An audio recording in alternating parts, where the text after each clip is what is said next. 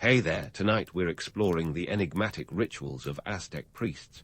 What you're about to discover is how these ceremonies, often misunderstood, were believed to keep the cosmos in balance.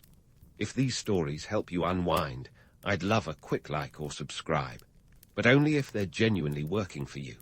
I'm curious where in the world you're listening from, so drop your location and local time in the comments. It's amazing seeing our little community span the globe through these historical tales. Now get comfortable, perhaps dim the lights or find that perfect pillow position, and let's ease into tonight's journey together. You're standing in the bustling heart of Tenochtitlan, the Aztec Empire's crown jewel. Around you, life thrums in a vibrant dance of sounds and colors, but your eyes are drawn to the grand temples rising like stone titans. These aren't just architectural marvels. They're the nerve centers of Aztec society, and the priests who haunt their shadowy corridors aren't your run-of-the-mill robed figures. They're the power players of this world, pulling the strings of both heaven and earth. The Aztecs, known officially as the Mexica, had a society that was as intricate as a game of 3D chess. You might think of priests as purely spiritual guides, but here they're also political puppeteers and economic maestros.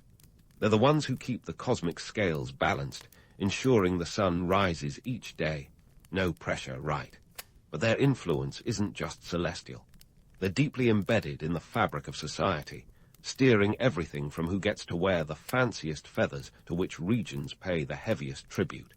Training to become an Aztec priest wasn't exactly a stroll in the park. It was more like a marathon with a few fiery hoops thrown in for good measure. Young boys destined for priesthood started their education in Karmakak, the schools reserved for the elite. Here they were schooled in the sacred texts, astronomy, mathematics, and the art of persuasion. Think of it as a mix between Hogwarts and a political science degree, with a minor in human sacrifice.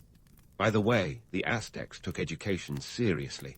Tenochtitlan itself housed around 200,000 people, and literacy was a prized skill for those in power.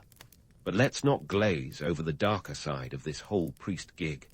Sure, the robes might have been snazzy, but the job came with a few unique responsibilities. You see, the Aztecs believed that the gods were a bit like high-maintenance celebrities, always demanding attention and the occasional sacrifice. And by sacrifice, I don't mean a bouquet of flowers. We're talking human hearts offered up on a stone altar to keep the cosmic order in check. To us, this sounds like a scene from a horror film, but for the Aztecs, it was a necessary transaction to keep the world spinning. These sacrifices were more than spiritual offerings. They were political theater. They demonstrated the empire's might and reinforced the social hierarchy. You might be thinking, how does one justify such practices? Well, to the Aztecs it was simple. Without these rituals, the sun wouldn't rise, the rains wouldn't come, and crops wouldn't grow. It was an insurance policy with a hefty premium. And let's not forget the economic angle. These rituals were also a way to redistribute wealth. Conquered peoples paid tribute in goods and people, which were then used in these grand ceremonies.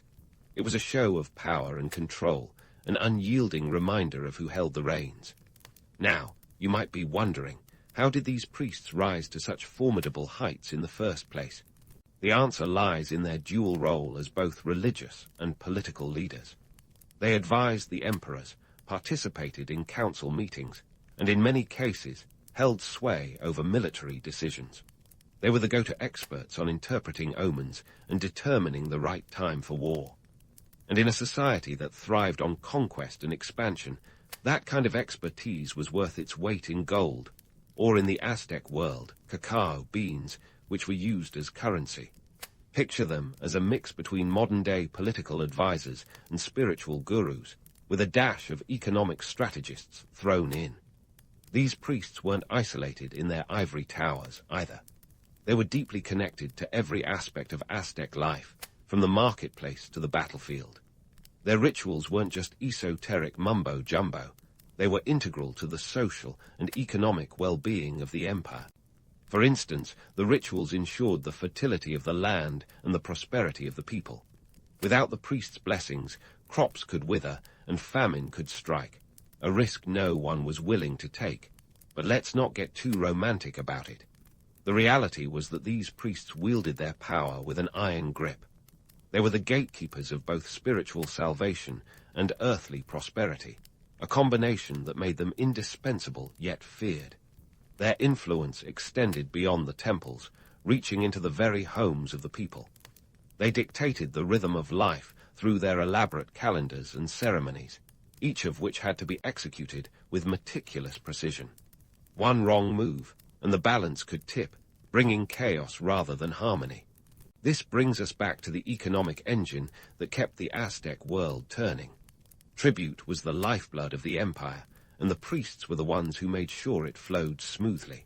They were the intermediaries between the gods and the people, ensuring that the resources extracted from conquered lands were used effectively. The spoils of war, everything from precious metals to captive warriors, were funneled into the religious complex, reinforcing the cycle of conquest and sacrifice. It was a system that sustained the empire's expansion for nearly a century. So, as you stand there in the shadow of the temples, take a moment to consider the weight of the world these priests carried. Their rituals were far from strange in their context. They were the threads that held the tapestry of Aztec life together. Through blood, sweat, and an unwavering belief in their cosmic duty, they maintained a delicate balance that kept the empire from unraveling. As you walk away, perhaps you'll see these priests not just as figures shrouded in mystery, but as the architects of a civilization that, for better or worse, left an indelible mark on history. As you saunter away from the looming temples, still buzzing from the whirlwind of Aztec priestly power, let's dive deeper into that infamous ritual everyone's curious about: human sacrifice. Now, before you recoil in horror or start imagining Indiana Jones-style rescue missions, let's sift through the myths and get to the core of this bloody business. First off, the Aztecs didn't just wake up one morning and decide that human sacrifice would be the latest trend. This was a practice steeped in a complex belief system where the universe was more temperamental than a cat on bath day. The sun god, Huitzilopochtli, wasn't just basking in solar glory. He was constantly at war with darkness, and according to Aztec cosmology, hearts and blood were his energy bars. Without these offerings, Huitzilopochtli might lose the cosmic battle, plunging the world into eternal night, a fate even the most dedicated night owls wouldn't envy. But let's clear the air. The scale of these sacrifices wasn't as apocalyptic as some tales suggest. Sure, the numbers might sound like a rock concert's attendance. On a bad day, records hint at thousands being sacrificed during the consecration of the Templo Mayor in 1487. But this wasn't the daily grind. Most sacrifices involved smaller numbers, often during key religious festivals, with the victims being primarily war captives. So, while the spectacle was grand, it wasn't a constant bloodbath. These ceremonies were as much about logistics as they were about appeasing deities. Capturing victims was no small feat. It required military campaigns. Think of them as Aztec recruitment drives with a grisly twist. The prisoners were paraded into the city, a grim reminder to anyone thinking about crossing the empire. Once they reached Tenochtitlan, the captives were treated with a mix of reverence and inevitability, knowing they were about to meet a god personally. And while this might sound like a bizarre honor, it was all part of the Aztec worldview, where dying for a god was the ultimate act of valor. Now, before you start questioning the Aztec moral compass, consider the societal implications. These rituals weren't just about maintaining cosmic order. They were a powerful tool for social cohesion. By participating in these ceremonies, the Aztec people reaffirmed their place in the universe and their loyalty to the empire. It was a community affair where everyone played a part, from the warriors who captured the victims to the priests who conducted the rites, to the common folk who watched in awe. In a way, it was the ultimate community service project, albeit one with a particularly sharp edge. Speaking of edges, let's not forget the tools of the trade. Sacrifices were performed using obsidian blades, renowned for their sharpness. Think surgical precision, but with a tad more drama. Obsidian, while beautiful, was a practical choice, as it could be sharpened to a molecular level. This wasn't just about efficiency, it was about respect. The Aztecs believed that a clean cut was crucial, as it honored the gods and the sacrifice itself. And if you're wondering about the logistics of handling so many victims, well, the priests were nothing if not organized. The ceremonies were tightly choreographed, with a pace that might make even the most seasoned event planner break a sweat. So, what about the gods who demanded these sacrifices? Huitzilopochtli was the headliner, but he shared the stage with the likes of Tlaloc, the rain god who had a penchant for child sacrifices. Yes, you heard that right. It was believed that the tears of the children would summon rain, a trade-off that underscores just how high the stakes were in agrarian societies. And while this sounds shockingly harsh, it highlights the Aztecs' pragmatic desperation in the face of nature's whims. Yet, with every myth comes a kernel of truth wrapped in layers of hyperbole. The sheer scale of human sacrifice has often been exaggerated, both by the Spanish conquerors, who had their own agenda in depicting the Aztecs as savages, and by our modern imaginations that crave the sensational. But the reality was less about mindless slaughter and more about a profound, if unsettling, understanding of life, death, and the universe's machinations. Now, let's zoom out and talk economics because, in the end, it's always about the money, right? Human sacrifices, gruesome as they were, played into the broader economy of the Aztec Empire. The empire's expansion was fueled by the need for tribute, which included both material goods and captives. This system wasn't just about sustaining the gods, it was about sustaining an empire. The sacrifices were a public declaration of power, a reminder to allies and enemies alike that the Aztecs were not to be trifled with. And then there's the social hierarchy to consider. The priests, as the orchestrators of these rituals, were at the top of the food chain, but the warriors weren't far behind. Capturing prisoners for sacrifice was a way to climb the social ladder, with successful warriors gaining prestige and, more importantly, land and wealth. The whole system was a finely tuned machine, albeit one that ran on a rather macabre fuel. So as you ponder this intricate tapestry of belief, power, and economy, remember that the Aztec world wasn't so much alien as it was a mirror, reflecting our own capacities for both reverence and ruthlessness. They lived in a universe where every act had cosmic consequences, where the line between the sacred and the brutal was as sharp as an obsidian blade. And while we might struggle to comprehend their worldview, it's worth considering that perhaps, in their eyes, we are the strange ones, living under the illusion that we can control the universe without offering anything in return. As the shadows of Tenochtitlan's temples stretch across the city, casting long fingers over markets and homes alike, we leave our exploration at a point of transition. The sun, once again, bids farewell for the day, thanks to the priest's tireless efforts. But our journey into the heart of Aztec rituals is far from over. Hold onto your feathered headdresses, because in the next chapter, we'll delve even deeper into the societal repercussions of these sacrifices and the legacy they left behind. As the sun dips below the horizon, you might think the priests are ready to clock out and hit the Aztec version of happy hour, but think again. The priests' roles were as boundless as the sky. Now, let's peel back the curtain on some of the lesser-known rituals that make your average 9 to 5 seem like a cakewalk. First up, bloodletting. If you think your morning coffee routine is essential, imagine starting your day with a little DIY blood donation. Bloodletting wasn't just some masochistic hobby. It was a deeply symbolic act, a personal sacrifice to the gods. It also served as a reminder that the relationship between humans and the divine wasn't a one-way street. Everyone, from the emperor to the average Joe, or shall we say Jose, participated. The priests led the charge, of course, using tools like obsidian blades or maguey thorns. Think of it as acupuncture with a spiritual twist. The goal, to maintain cosmic balance and secure divine favor. After all, a few drops of blood were a small price to pay for a prosperous harvest or a victorious battle. But wait, there's more. Bloodletting wasn't just about appeasing the gods. It was a communal experience that reaffirmed social hierarchies. By partaking in the ritual, the Aztecs reinforced their roles within society, acknowledging that everyone, regardless of status, had skin in the game, quite literally. It was a potent reminder that the well-being of the community depended on each individual's willingness to give a little of themselves. And in a society teetering on the edge of cosmic chaos, that sense of unity was as crucial as corn tortillas. Next on the agenda, divination. While bloodletting was all about maintaining the cosmic status quo, divination was the Aztecs' way of peering into the future. Forget crystal balls and tarot cards. The Aztecs had a more visceral approach.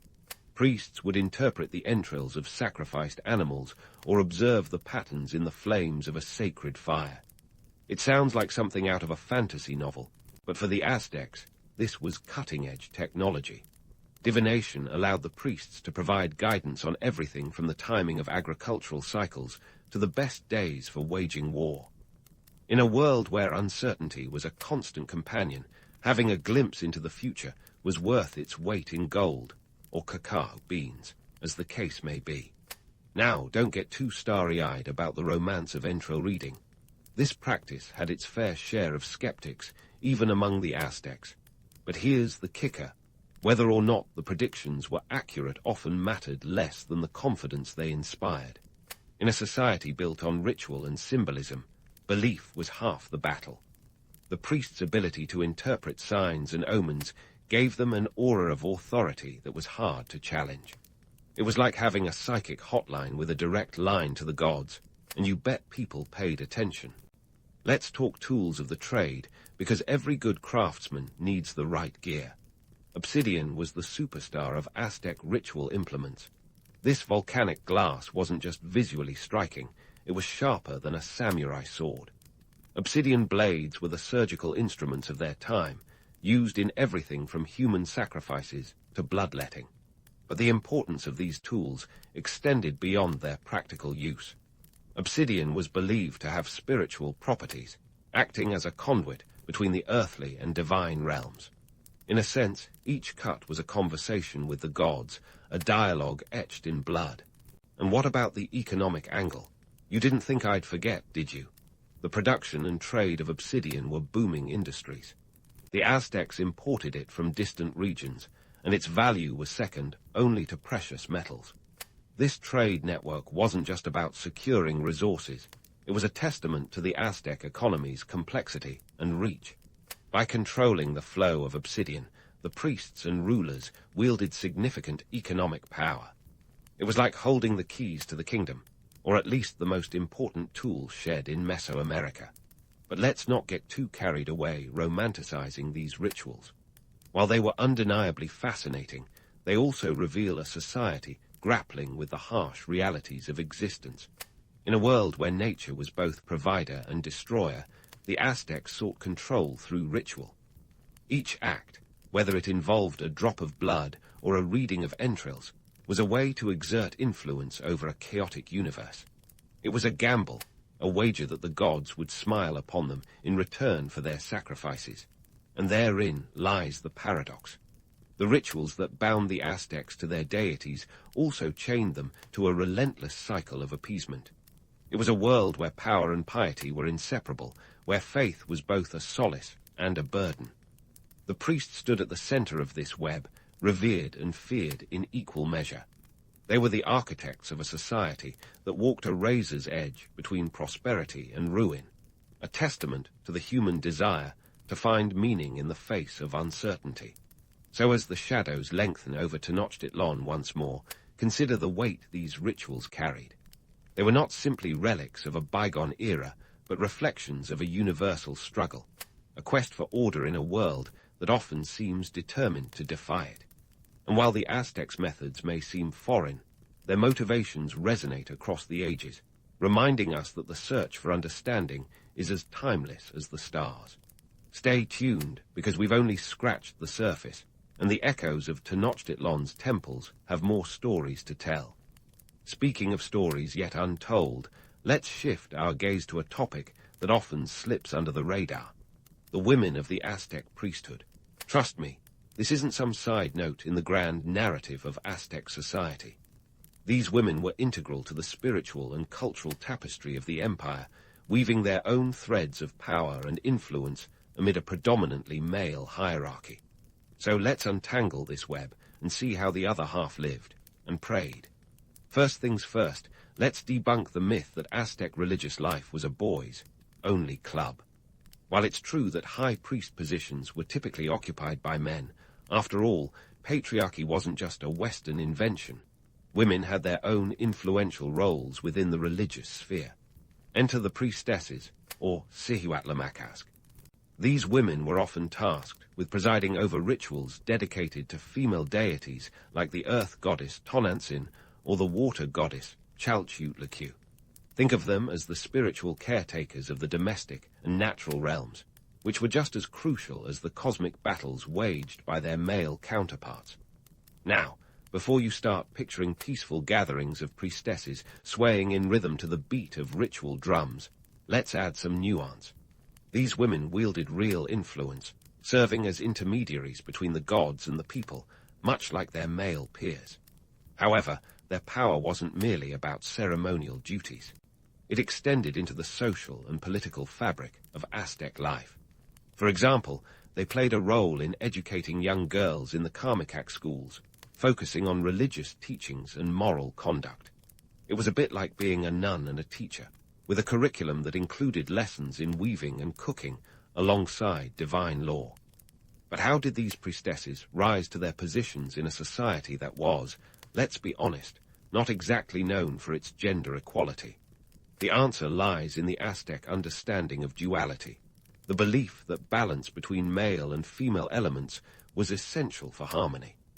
This duality was reflected in their pantheon of gods, where male and female deities often worked in tandem. In this light, the roles of priestesses weren't just tolerated, they were necessary for maintaining cosmic order.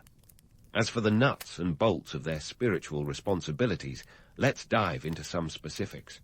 Priestesses were often involved in rituals that required a woman's touch, so to speak. For instance, they conducted ceremonies during childbirth, invoking the protection of the goddess Tlazolteotl, who was believed to cleanse sin and promote fertility. They also played a role in healing rituals, using herbs and chants to ward off illness. It wasn't just about spiritual healing, either. These women were the community's go-to experts for a variety of ailments, blending practical medicine with religious rites. Economically speaking, priestesses were not just spiritual guides. They were also savvy managers of temple resources. They oversaw the tribute offerings brought to the temples, which could range from foodstuffs to finely woven textiles. This wasn't just a matter of bookkeeping. It was a testament to their organizational skills and their ability to maintain the temple's economic health. In a society where tribute was the lifeblood of the empire, managing these resources was a position of no small importance. But let's not sugarcoat it. The path to becoming a priestess wasn't a leisurely stroll through a flower-laden field. It required rigorous training and a commitment to a life of celibacy and service. The selection process was as competitive as any high-stakes job interview today.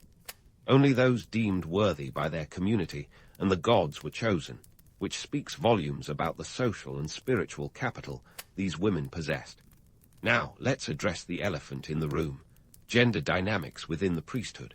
While women had significant roles, they were still operating within a male-dominated structure. The highest positions, those with the most political clout, were reserved for men. However, this isn't to say that priestesses were powerless. Far from it. They wielded a different kind of influence, one that was more subtle but equally impactful. In a way, they were the unsung heroines of Aztec spirituality, maintaining the delicate balance of the universe from behind the scenes. In the broader societal context, the roles of priestesses mirrored the dual nature of Aztec gender roles. Women were seen as both nurturers and warriors, capable of sustaining life and defending it. This duality was evident in the way they participated in religious life, channeling the gentle nurturing of a mother and the fierce protection of a warrior goddess. It was a balancing act that required both strength and grace, qualities that were highly valued in Aztec society. But let's not get too carried away romanticizing their roles. The reality was that priestesses, like their male counterparts, were part of a system that demanded constant appeasement of the gods. Their lives were bound by ritual obligations, and they carried the weight of their community's spiritual well-being on their shoulders. It was a role that required both devotion and sacrifice, a reminder that power often comes with a hefty price tag. So, as we pull back from this glimpse into the lives of Aztec priestesses, let's appreciate the complexity of their world. They were more than just participants in religious ceremonies. They were custodians of spiritual and social order.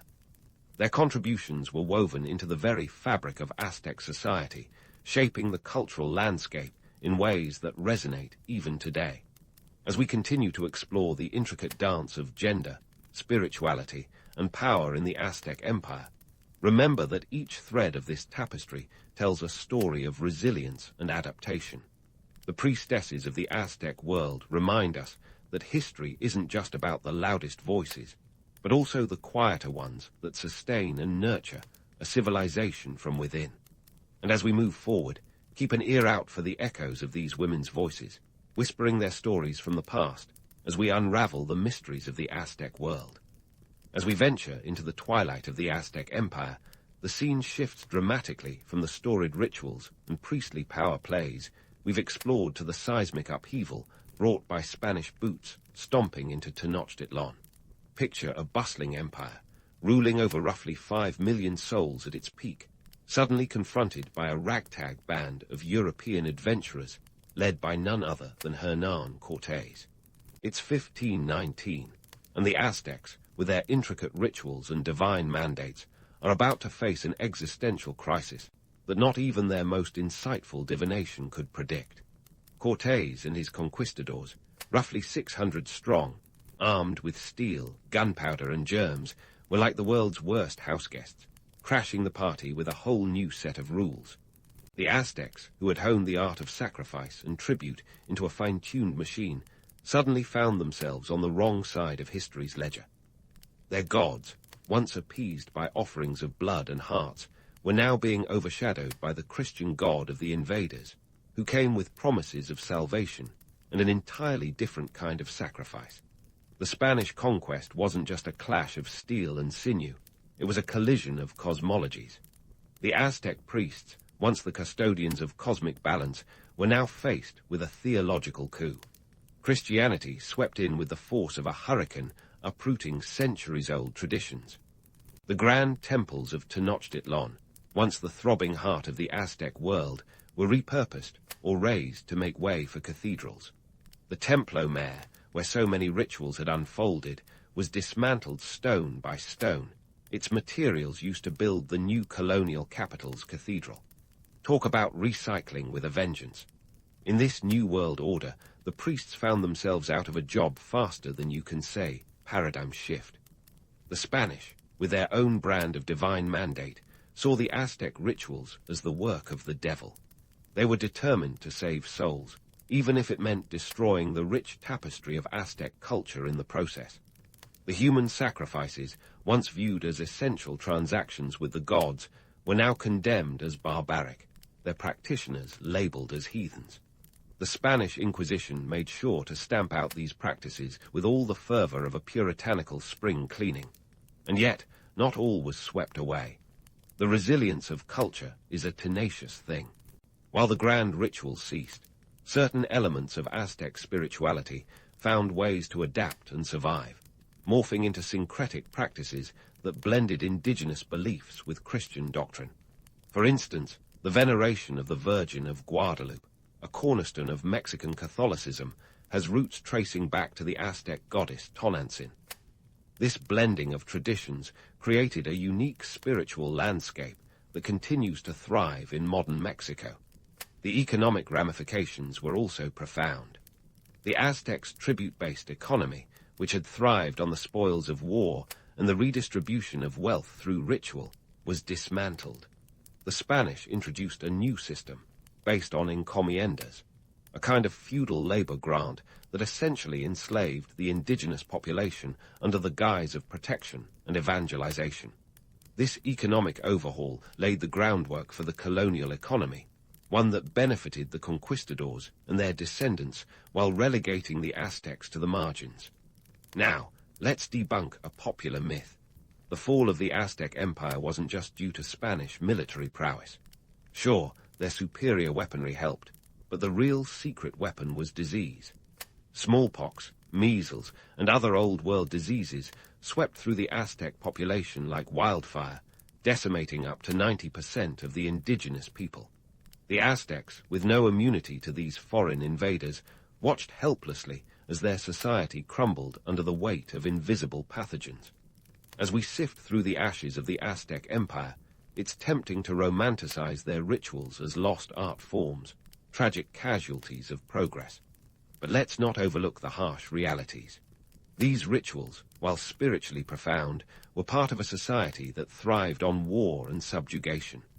The Aztecs were conquerors as much as they were conquered, and their legacy is one of both awe-inspiring cultural achievements and brutal imperial expansion. Today, the legacy of the Aztec rituals lives on in various forms, from the Day of the Dead celebrations to the intricate art and literature that draw from the rich tapestry of Aztec mythology. These cultural remnants serve as a testament to the enduring power of the Aztec spirit, a reminder that even the mightiest empires, though fallen, leave indelible marks on the fabric of history. In wrapping up this saga, let's acknowledge the dual nature of human history, a blend of light and shadow, creation and destruction, reverence and ruthlessness. The Aztecs, with their elaborate rituals and cosmic worldview, were both architects of a vibrant society and participants in its eventual downfall. Their story is a cautionary tale about the impermanence of power and the resilience of culture, a reflection of our own struggles to find meaning in a world that often defies understanding. So, as you tuck this knowledge away, perhaps to muse upon it as you drift into dreams, remember that history is not just a series of events, but a tapestry woven from the threads of countless lives, each one a story of aspiration, conflict, and survival. As the echoes of the Aztec priests' chants fade into the annals of time, we are left with a legacy that is as complex and multifaceted as the civilization they once guided. And who knows, maybe the next time you gaze upon the stars, you'll hear the whispered wisdom of those ancient rituals, urging you to ponder the mysteries of the universe anew. Ah, Rome, the city that wasn't built in a day and took even longer to explain. Kicking things off, let's meet Romulus and Remus, the twin brothers who supposedly got the whole Roman shebang rolling. Picture two infants left for dead in a basket floating down the Tiber River, only to be saved and suckled by a she-wolf. Now, if that sounds like a line straight out of a mythological soap opera, it's because it is. The Romans loved a good origin story, especially one that involved divine intervention or, at the very least, some quality time with a wild animal. Historians like Livy, who wrote in the 1st century BCE, practically salivated over these tales, though he probably knew they were more fabulous than factual. Fast forward from wolf cubs to toga-clad statesmen, and you'll find Rome transforming from a scrappy city-state into a full-blown republic around 509 BCE. This was no overnight success story. Rome's rise involved a heady mix of strategic marriages, political maneuvering, and the occasional friendly or not-so-friendly takeover. The Roman Republic was like a toddler with a toy chest full of military tactics, constantly experimenting and expanding.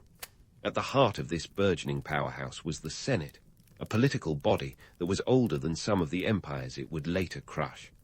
Originally composed of 300 patricians or aristocratic families, these guys were the creme de la creme of Roman society.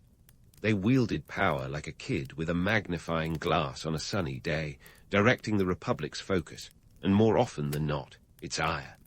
But let's not forget the plebeians, the so-called common folk who made up the bulk of Rome's population.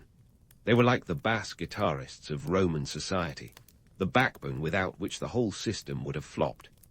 Early on, the plebeians had about as much say in government as a fish at a barbecue, but they weren't content with this arrangement. Through a series of social struggles known as the conflict of the orders, they clawed their way to political relevance, securing the right to elect their own officials, called tribunes, by the 5th century BCE. The Roman socio-political structure was a bit like a game of Jenga, with each class trying to pull blocks out from under the others without toppling the entire tower. The plebeians agitated for more rights, and the patricians begrudgingly gave ground, trying to keep the peace while holding onto as much power as they could. This tension was both a challenge and a driving force, pushing Rome to innovate and adapt. Now, why does any of this matter? Well, the Romans weren't just building a city or even an empire, they were crafting an identity. This identity was rooted in the concept of asterisk mos maiorum asterisk, the customs of the ancestors, which emphasized virtues like duty, discipline, and communal responsibility. These ideals became the psychological mortar holding the Roman bricks together, allowing them to build not just roads and aqueducts, but lasting institutions. The Senate, for example, wasn't just a group of crusty old guys in robes. It was a crucible for Roman ideals and policies, a place where the Republic's future was debated and decided. Sure, it was also a hotbed of backstabbing and intrigue, but that just made it more interesting. The Senate was like a high-stakes poker game. Who could bluff best, who held the real power, and who was just biding their time. Economic reality also played a starring role in Rome's rise. The city was strategically located along the Tiber River, about 15 miles inland from the Tyrrhenian Sea. This position wasn't just convenient, it was a logistical jackpot. Rome had access to trade routes and fertile land, making it a hub for commerce and agriculture. The Romans were savvy enough to leverage this advantage, proving that sometimes geography is destiny. As Rome grew, it had to feed more mouths and expand its territory to accommodate them. The Republic's expansionist policies weren't just about glory and conquest, they were economic necessities. Rome needed resources, and their neighbors often found themselves at the business end of a Roman sword because of it. Warfare was as much a part of Roman politics as any election, and the spoils of war fueled the Republic's engine. In summary, the early Roman Republic was a complex tapestry woven from myth, political ambition, and socio-economic necessity. It was a system that thrived on conflict and compromise, constantly redefining itself as it grew. By the time Rome was ready to break out of its regional sandbox, it had already set the stage for an epic saga of expansion, domination, and eventually decline. But for now, let's leave our toga-clad friends on a high note, brimming with potential and ready to take on the world. Rome wasn't just getting started, it was about to rewrite the rulebook on empire building. And just like that, Rome was ready to play the Mediterranean like a grand chessboard. But this was no leisurely game. It was a high-stakes, cutthroat expansion where the stakes were as tangible as the clink of gold coins and the clatter of swords. Enter the Punic Wars, a trilogy of conflicts that would make even the most epic Hollywood blockbusters look like a backyard puppet show. The First Punic War kicked off in 264 BCE, and it was all about Sicily, that sun-drenched island sitting pretty in the Mediterranean. Rome and Carthage, imagine them as the original frenemies, both wanted it. Carthage was the established powerhouse with masterful seafaring skills, while Rome was the ambitious upstart with an eye on the prize. This was a naval war, and Rome, green as a Mediterranean olive when it came to maritime combat, had to learn fast. And learn they did, inventing the corvus, a sort of boarding bridge that turned sea battles into land skirmishes. By the time the dust settled in 241 BCE, Sicily was Rome's first province, a jewel in its imperial crown. But one war wasn't enough to quench Rome's thirst for expansion, nor Carthage's desire for revenge. Cue the Second Punic War, and with it, one of history's most audacious military gambles, Hannibal's march over the Alps. Picture this. 218 BCE, and Hannibal Barca, the Carthaginian general, decides that crossing the Pyrenees and the Alps with an army, including war elephants, is the way to surprise Rome. This wasn't just a military maneuver. It was a logistical nightmare that would make even the most seasoned event planner break into a cold sweat. Despite losing many men and elephants along the way, Hannibal's strategy was as bold as it was unexpected, culminating in the famous Battle of Cannae in 216 BCE, where he delivered a staggering defeat to the Roman legions. Yet, for all his brilliance, Hannibal couldn't deliver the knockout punch. The Romans, with their unmatched ability to bounce back, regrouped and eventually took the fight to Carthage's doorstep. By 202 BCE, at the Battle of Zama, they had Hannibal on the ropes. This was largely thanks to the strategic genius of Scipio Africanus, a Roman general who matched Hannibal's cunning with his own flair for battlefield theatrics. With Carthage finally subdued, Rome emerged as the unchallenged heavyweight champion of the Mediterranean. Now, let's not pretend this expansion was all parades and laurel wreaths. Rome's conquests came with a hefty price tag, both in human lives and economic realities. As the Republic gobbled up territories, it also absorbed a flood of captives who became part of its slave economy. By the 2nd century BCE, it wasn't unusual for Rome to acquire tens of thousands of slaves in a single military campaign. These slaves were the engine of Rome's economic boom, fueling everything from agriculture to domestic service. But let's be real, this was no utopia for the enslaved. Their lives were harsh, their labor brutal, and their rebellions frequent. The growing reliance on slave labor transformed the Roman economy into a double-edged sword. On one hand, it allowed for unprecedented wealth accumulation among the elite, who lived in opulent villas that would make modern mansions look modest. On the other hand, it widened the socio-economic chasm, leaving free Roman citizens, particularly the small farmers, struggling to compete with the large estates worked by slaves. The rich got richer, and the poor got restless. Enter the Gracchi brothers, Tiberius and Gaius, who in the 2nd century BCE attempted to tackle these inequities head-on. These were not your run-of-the-mill politicians. They were firebrands with a vision for reform that involved redistributing land to the plebeians. Now, you might think this was a noble cause, but to the Senate, it was tantamount to heresy. Tiberius Gracchus, the elder brother, met a grim fate in 133 BCE, clubbed to death by senators who preferred the status quo to his radical ideas. Gaius followed with similar ambitions and, unfortunately, a similar end. Their deaths underscored the brutal reality of Roman politics. Progress was often achieved at the cost of blood. Despite the turmoil, Rome's expansion continued unabated. By the end of the 2nd century BCE, the Republic was no longer just a powerhouse. It was a sprawling empire with provinces stretching from Spain to Asia Minor. Each province was a source of revenue and resources that kept the Roman war machine well-oiled and ready to roll over whatever dared to stand in its way. But with great power came, well, a lot of infighting. Ambitious generals like Marius and Sulla, and later Pompey and Julius Caesar, weren't just content with military victories. They wanted political power to match their battlefield glories. They were the rock stars of their time, with legions of loyal soldiers who'd follow them to the ends of the earth, or more aptly, to the banks of the Rubicon. Caesar's crossing of that river in 49 BCE wasn't just a geographical move. It was a declaration of war against the Senate's authority, a bold gambit that would reshape Rome forever. The Republic's territorial gains had brought immense wealth, but also colossal challenges in governance. Maintaining control over such a vast area required a level of administrative genius that even Rome's most skilled politicians found daunting. Provincial governors often became mini-despots, exploiting their domains for personal gain.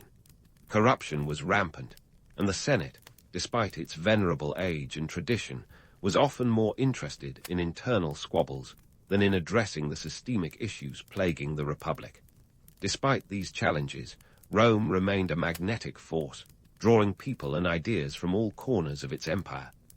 This cultural melting pot enriched Roman life in myriad ways, from culinary innovations, imported spices, to philosophical exchanges that would influence Western thought for centuries. And yet, for all its grandeur, the seeds of Rome's eventual decline were already being sown. hidden beneath the veneer of its seemingly unassailable power. As we prepare to delve further into the intricacies of Rome's imperial saga, remember this. Rome wasn't just a collection of marble statues and grand forums. It was a living, breathing organism, a testament to both the heights of human ambition and the depths of human folly. The Republic's expansion across the Mediterranean wasn't just about territory. It was about identity, power, and the eternal struggle between order and chaos. But for now, let's leave our Roman adventurers as they stand on the cusp of greatness, unaware of the tumultuous winds of change that lie ahead. Stay tuned, because the story of Rome is far from over. As we leave our Roman adventurers teetering on the precipice of greatness, let's zoom in on the internal rumblings that would turn Rome's political landscape into something resembling a particularly vicious reality show. Forget Survivor, this was Senate, Power Struggle Edition, and everyone wanted the immunity idol. First up, the Gracchi brothers, Tiberius and Gaius, whose names sound like a law firm but whose agenda was anything but corporate. These two were the poster boys for reform, challenging the status quo like it owed them money. Tiberius Gracchus kicked things off in 133 BCE with a land reform bill that aimed to redistribute public land to Rome's landless citizens. Sounds fair, right? Not if you were a senator hoarding hectares like Pokémon cards. The Senate reacted like a cat in a bath, and Tiberius met his untimely end at the hands of a mob led by senators who weren't fans of his Robin Hood shtick. Gaius picked up the torch, or rather the flaming baton of reform, about a decade later, proposing a range of social reforms. His fate? A one-way trip to the afterlife, courtesy of political rivals. Their deaths were a grim reminder. In Rome, the path to progress was often paved with gravestones. Meanwhile, Rome was wrestling with another beast entirely. Socio-economic divides that made the Grand Canyon look like a backyard ditch. Picture this. A society where the top sliver of the populace lived like gods, lounging in palatial estates with fountains that probably had their own aqueducts. On the flip side, you had the plebeians, who were less, let's have a feast, and more, let's hope we eat. This disparity was more than just a dinner-table conversation starter. It was the tinderbox that would ignite a series of civil wars. Enter populism, stage left. Populism, in this context, was the political equivalent of a sugar rush, promising quick fixes to complex problems. Ambitious leaders like Marius and Sulla capitalized on this, using their popularity among the Roman legions to leverage political power. Marius, for instance, restructured the Roman army around 107 BCE, making it a professional force where soldiers were more loyal to their generals than to the Senate. This was a seismic shift, akin to a CEO suddenly making everyone in the company report directly to them rather than the board. The Senate might as well have been a group of spectators at a gladiator match, watching as power slipped through their fingers. And speaking of gladiatorial contests, let's talk Julius Caesar and Pompey. These two were the Brangelina of the Roman world, inseparable until they weren't. Initially, they formed the first triumvirate with Crassus, Rome's richest man. But after Crassus met his end in a desert showdown with the Parthians in 53 BCE, the alliance was shakier than a Roman bridge during an earthquake. Pompey and Caesar's bromance soured faster than milk in the Roman sun, leading to an epic showdown when Caesar crossed the Rubicon in 49 BCE. That fateful river crossing was more than just a geographic milestone. It was a declaration of war, a line in the sand, or water in this case, between republic and dictatorship. Now, let's debunk some myths around Caesar. His assassination on the Ides of March in 44 BCE is often painted as a grand act of betrayal, with Brutus as the Judas of the peace. The reality? It was less Shakespearean drama and more political necessity. Caesar, who once styled himself as Dictator Perpetuo, dictator for life, was seen as a threat to the Republic's very existence. The Senate, fearing a monarchy more than a bad hair day, saw his assassination as a desperate bid to preserve their waning power. Ironically, instead of saving the Republic, They set the stage for its transformation into an empire under Caesar's grandnephew, Octavian, later known as Augustus. This period of Roman history wasn't just about power plays and political intrigue. It was an economic roller coaster. Rome's expansion had brought immense wealth, but it also bred corruption and greed. The provinces were cash cows, and governors often milked them dry for personal gain. Tax farming became a lucrative, albeit morally questionable, business. Essentially, contractors would bid for the right to collect taxes in a province, squeezing the locals for every denarius. It was as if Rome said, "Let's outsource extortion," and then patted themselves on the back for innovation. Yet, for all its flaws, Rome was a marvel of human achievement and folly, a civilization that could build roads connecting distant lands but couldn't bridge the gap between its own citizens. The Republic was a testament to both the heights of ambition and the depths of greed, a political entity that thrived on chaos even as it sought order. As we edge closer to the fall of the Republic and the rise of the Empire, remember that Rome's history is more than a sequence of battles and betrayals. It's a complex tapestry of human ambition, driven by an insatiable hunger for power, glory, and sometimes plain old survival. The stage is set for the next act of this epic saga, where the Republic will crumble and the Empire will rise from its ashes, like a phoenix with an impressive infrastructure budget. Stay tuned, because the story of Rome is about to get a whole lot more imperial. As the curtain rises on Rome's imperial act, enter Augustus, stage center. Formerly known as Octavian, he was Caesar's heir, though at first glance about as intimidating as a toga-clad accountant. Yet this young man was about to perform the political equivalent of a magic trick, turning the chaos of a crumbling republic into the order of an empire. How? By rebranding himself not as a dictator. No, that role had gone out of style faster than a toga at a gladiator match, but as asterisk princeps, the first among equals. In a masterstroke of political theatre, Augustus presented himself as just another guy in the Senate, albeit one who happened to control the military, the treasury, and more or less everything else that mattered. It was like a rock star claiming to be just part of the band, while owning the record label and selling out stadiums. The Senate, weary of civil wars and political purges, was all too happy to go along with the charade. They handed Augustus powers that made Caesar's, Dictator Perpetuo, look like a temp job. Under Augustus, Rome experienced the Pax Romana, a 2-century-long period of relative peace and stability. Now, relative is the key word here. This wasn't a kumbaya moment where everyone held hands and sang paeans to Jupiter. It was more like a well-guarded peace, enforced by the Roman legions who were stationed across the empire like bouncers at an exclusive club. But hey, when you've been through a century of civil wars, a little enforced peace feels like a spa day. Economically, Augustus was the Jeff Bezos of ancient Rome, turning it into a well-oiled machine. He introduced a new currency system, the denarius, stabilizing the economy like a financial chiropractor cracking a long-aching spine. By consolidating tax revenues and standardizing weights and measures, Augustus ensured that the empire's coffers were as full as a Roman banquet hall. Provinces contributed their dues, and in return they got roads, aqueducts, and the occasional amphitheater to keep the masses entertained. Bread and circuses, after all, were the lifeblood of social control. And let's talk about those monumental architectural projects. Augustus transformed Rome from a city of brick to one of marble, or so he claimed. The guy had a flair for the dramatic, a real estate developer with a penchant for grandeur. The Forum of Augustus, with its gleaming temple of Mars Ultor, was more than just a vanity project. It was a testament to Rome's might and Augustus's own divine favor. This was image control on a monumental scale, literally.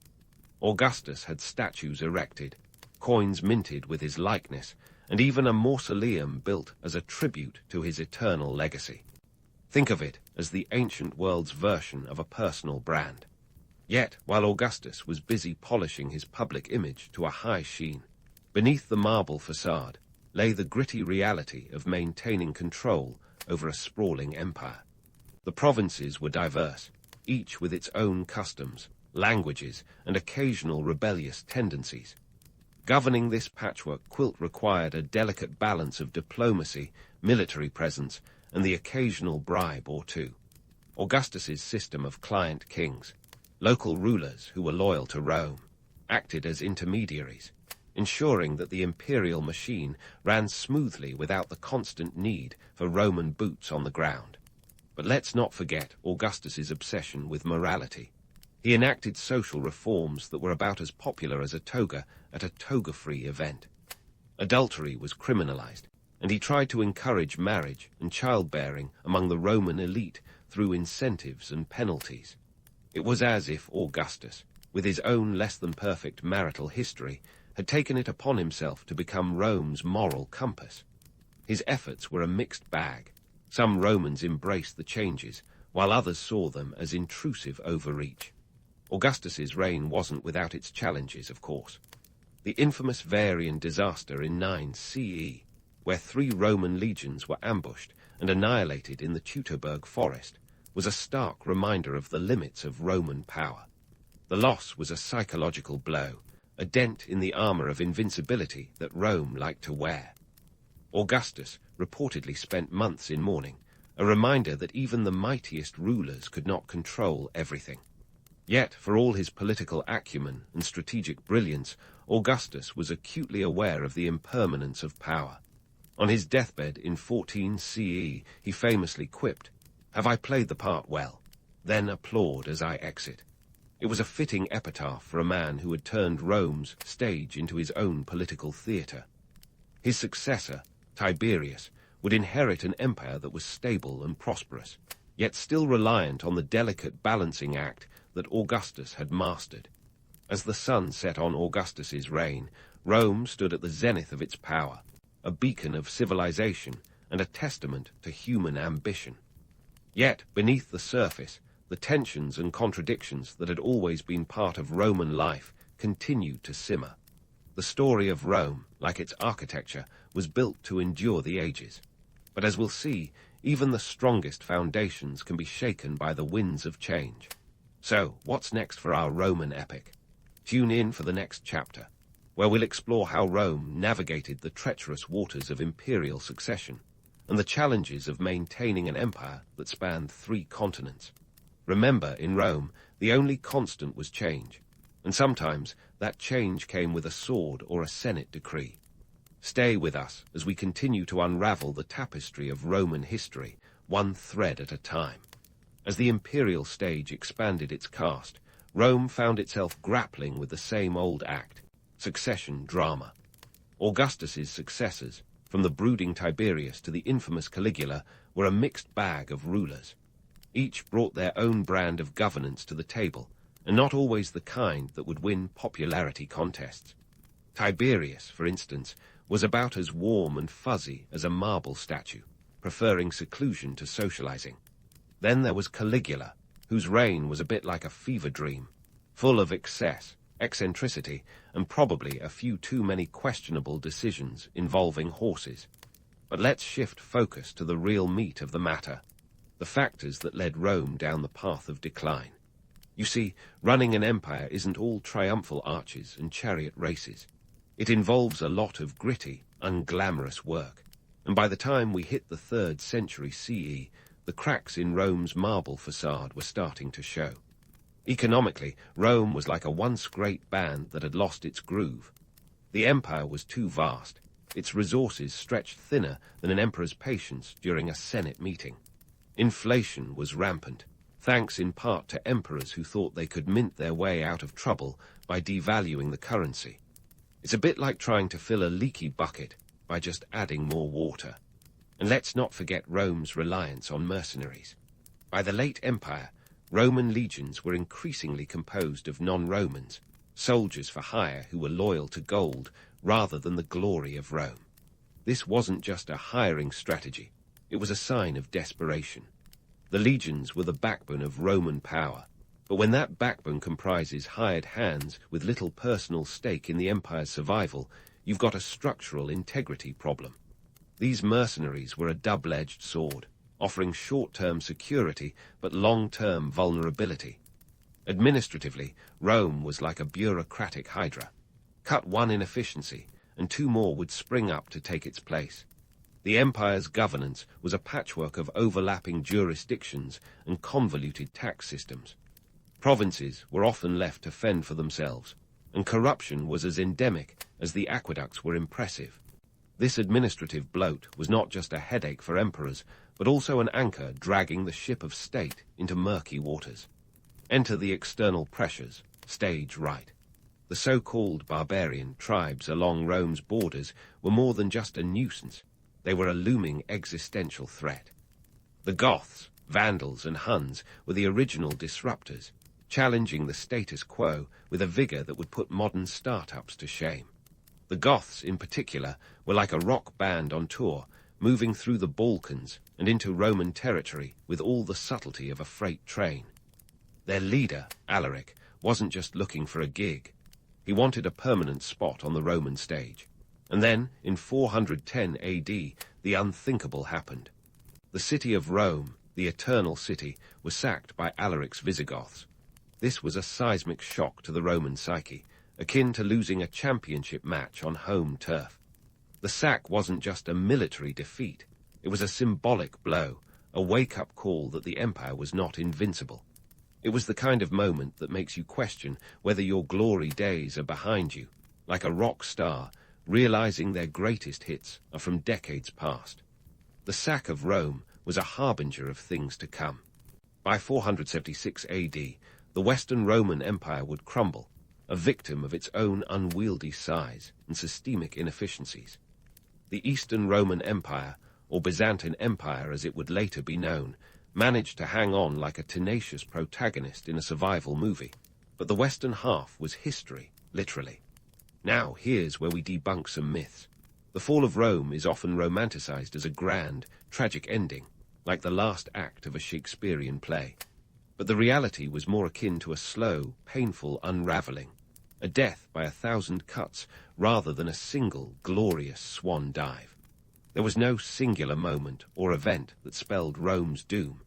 It was a culmination of factors, both internal and external, that chipped away at the empire's foundations over centuries. Yet, for all its decline and eventual fall, Rome's legacy endures. The Romans were the original architects of the Republic, creating a system of governance that influenced countless political structures, including many modern democracies. Their legal system, with its emphasis on written laws and civic duty, laid the groundwork for contemporary legal frameworks. Even their penchant for grand architectural projects left an indelible mark on urban landscapes worldwide. Rome wasn't just a city or an empire. It was an idea, one that has managed to outlive its creators. The Romans had a knack for turning the mundane into the monumental, whether it was a road, a law, or a political system. They took the chaos of their world and tried to impose order, a legacy that continues to resonate. So, as we wrap up our saga of Rome, let's remember that history is less about tidy conclusions and more about the messy, complex interplay of events and ideas. Rome's story is one of ambition, innovation, and, ultimately, human fallibility. It's a tale that holds up a mirror to our own times, reminding us that the past is never truly past. As we look back on the rise and fall of one of history's greatest empires, perhaps the most enduring lesson is that empires, like all human endeavors, are a mixture of glory and grit, romance and reality. And in that mix lies the true essence of history. Here's the lowdown on the peculiar pastime of the Romans, public bathing. Yes, you heard right. While today we may light a candle, fill up the tub, and enjoy a solo Spotify session, the Romans turned bathing into a full-on social event. Picture a buzz of toga-clad citizens gathering not just to scrub the grime of the day away, but to catch up on gossip, broker political deals, and maybe even debate the merits of the latest gladiatorial games. It's like mixing the functions of a modern-day spa, a business meeting, and your neighborhood cafe all in one spot. The Romans truly believed in multitasking. The origins of these public baths, or thermae as they were known, are a testament to the Romans,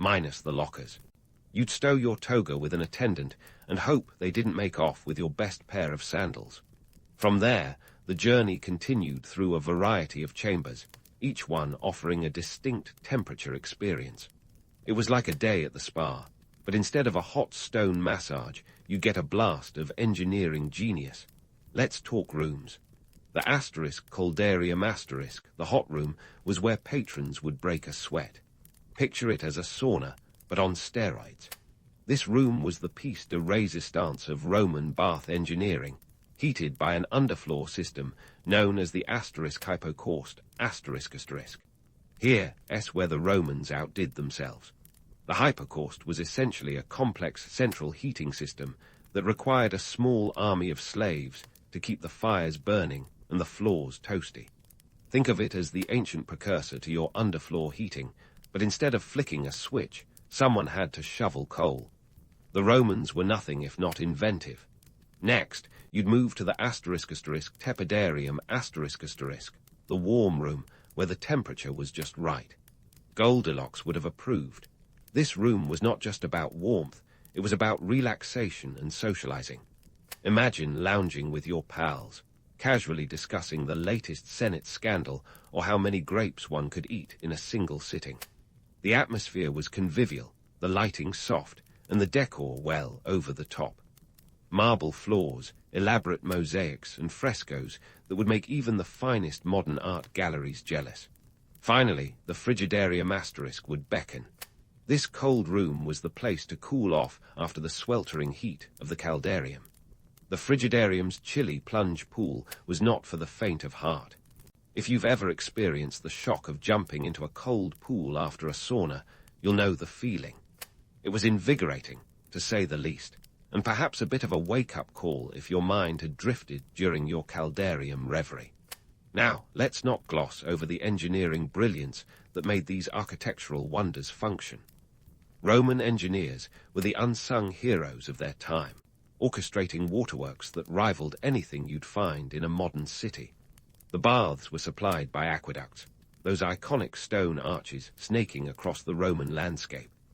These marvels of engineering transporting millions of gallons of water from distant sources to Rome, ensuring a steady supply to keep the populace soaked and satisfied. They were so effective that even today's civil engineers would raise an eyebrow in admiration or envy. And then there was the matter of water heating. The hypocaust system I mentioned earlier wasn't just a floor heater. It was a multitasking monster. Hot air would circulate beneath the floor and up through the walls, ensuring that every nook and cranny of the caldarium was enveloped in warmth. This was achieved by stacking columns of tiles or bricks beneath the floor to create a hollow space where the heat could flow. The Romans were essentially the original HVAC specialists, long before the term would be coined. But let's keep it real for a moment. This wasn't all sunshine and roses. Maintaining such complex systems was no small feat. Hypocausts required constant attention, and the aqueducts demanded regular maintenance. If anything went wrong, the bath experience could quickly become a chilly disaster. In today's world, a plumber is a phone call away. In ancient Rome, it was more likely that a disgruntled slave was the one sweating over the repairs, not to mention the inevitable complaints from bathers who expected their daily dose of decadence without interruption. And speaking of decadence, these baths were often adorned with the most lavish decorations. Imagine ceilings painted with elaborate frescoes depicting mythological scenes, floors covered in intricate mosaics, and statues galore. It was an aesthetic that screamed power and prestige, a not-so-subtle reminder that you were bathing in the heart of the empire. Yet, beneath the grandeur lay the gritty reality of an empire that relied heavily on both human and mechanical labor to keep its citizens content. So, while the baths were a social and architectural triumph, they were also a testament to the complexities and contradictions of Roman society. The Romans had mastered the art of public building, creating spaces that were not only functional, but also reflected their cultural values and technological prowess. But let's not kid ourselves. Behind the marble facades and steamy rooms lay a system dependent on the toil of many. and the occasional whims of Roman emperors eager to curry favor with their subjects. In essence, Roman baths were the ultimate expression of an empire that excelled in blending utility with opulence. They were a place where engineering met art, where politics mingled with plebeian chatter, and where the boundaries between public and private life were, quite literally, washed away. While modern plumbing may spare us the drama of hyper-cost maintenance, the legacy of Roman baths endures as a reminder of a time when bathing was more than just a routine. It was an event, a spectacle, a microcosm of Roman life itself. And as we ponder the ruins of these ancient structures today, we can't help but marvel at their grandeur, all the while chuckling at the thought of sharing a hot tub with half of Rome. Now, let's peel back the layers of marble and mosaics to reveal the real cost of running one of these Roman bathhouses. Spoiler alert, it wasn't cheap. Imagine trying to bankroll an establishment that combined the grandeur of the Taj Mahal with the plumbing challenges of a high school locker room. You'd need a financial strategy that would make even today's hedge fund managers sweat. First off, let's talk construction. Building a Roman bath was no weekend DIY project. Think of it as the ancient equivalent of constructing a modern sports stadium, only with more columns and fewer corporate sponsors.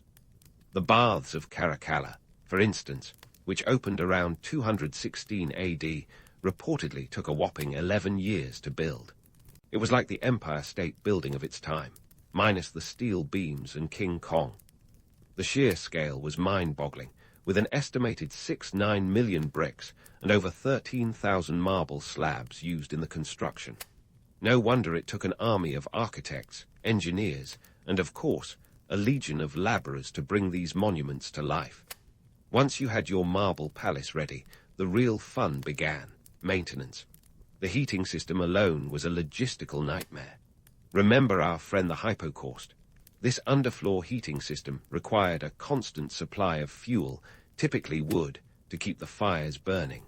The baths of Diocletian, another colossal bathing complex, reportedly needed around 10 tons of wood per day. That's a forest's worth of fuel every week, making the Roman baths a bit of an environmental hazard before that was even a thing. It also required a small army of slaves to stoke the fires and keep the water piping hot. Think of them as the unsung heroes of the ancient world's spa industry. Then there was the issue of water. Keeping these bathhouses supplied was no small feat. The Romans were masters of aqueduct technology, but even so, maintaining a steady flow to more than 800 public baths scattered across the city was a Herculean task. Aqueducts like the Aqua Claudia, which stretched over 45 miles, brought in fresh water from distant springs. It was an engineering triumph that ensured the baths remained the bustling hubs of activity they were, at least when the aqueducts weren't suffering from the odd structural hiccup or sabotage by a rival faction. So, who footed the bill for all this opulence? Enter the emperors and wealthy patrons, playing the role of ancient sugar daddies. Funding a bathhouse was more than just a civic duty, it was a political maneuver. By subsidizing these public amenities, emperors kept the populace distracted and content, a classic case of keep the plebs happy, keep your head.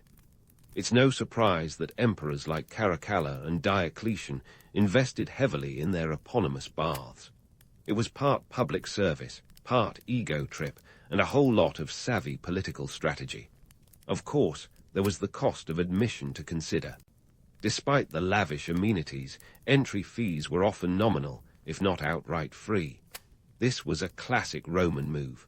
Offer luxury at a price everyone could afford, but with the understanding that you'd better not ask too many questions about where the funding came from.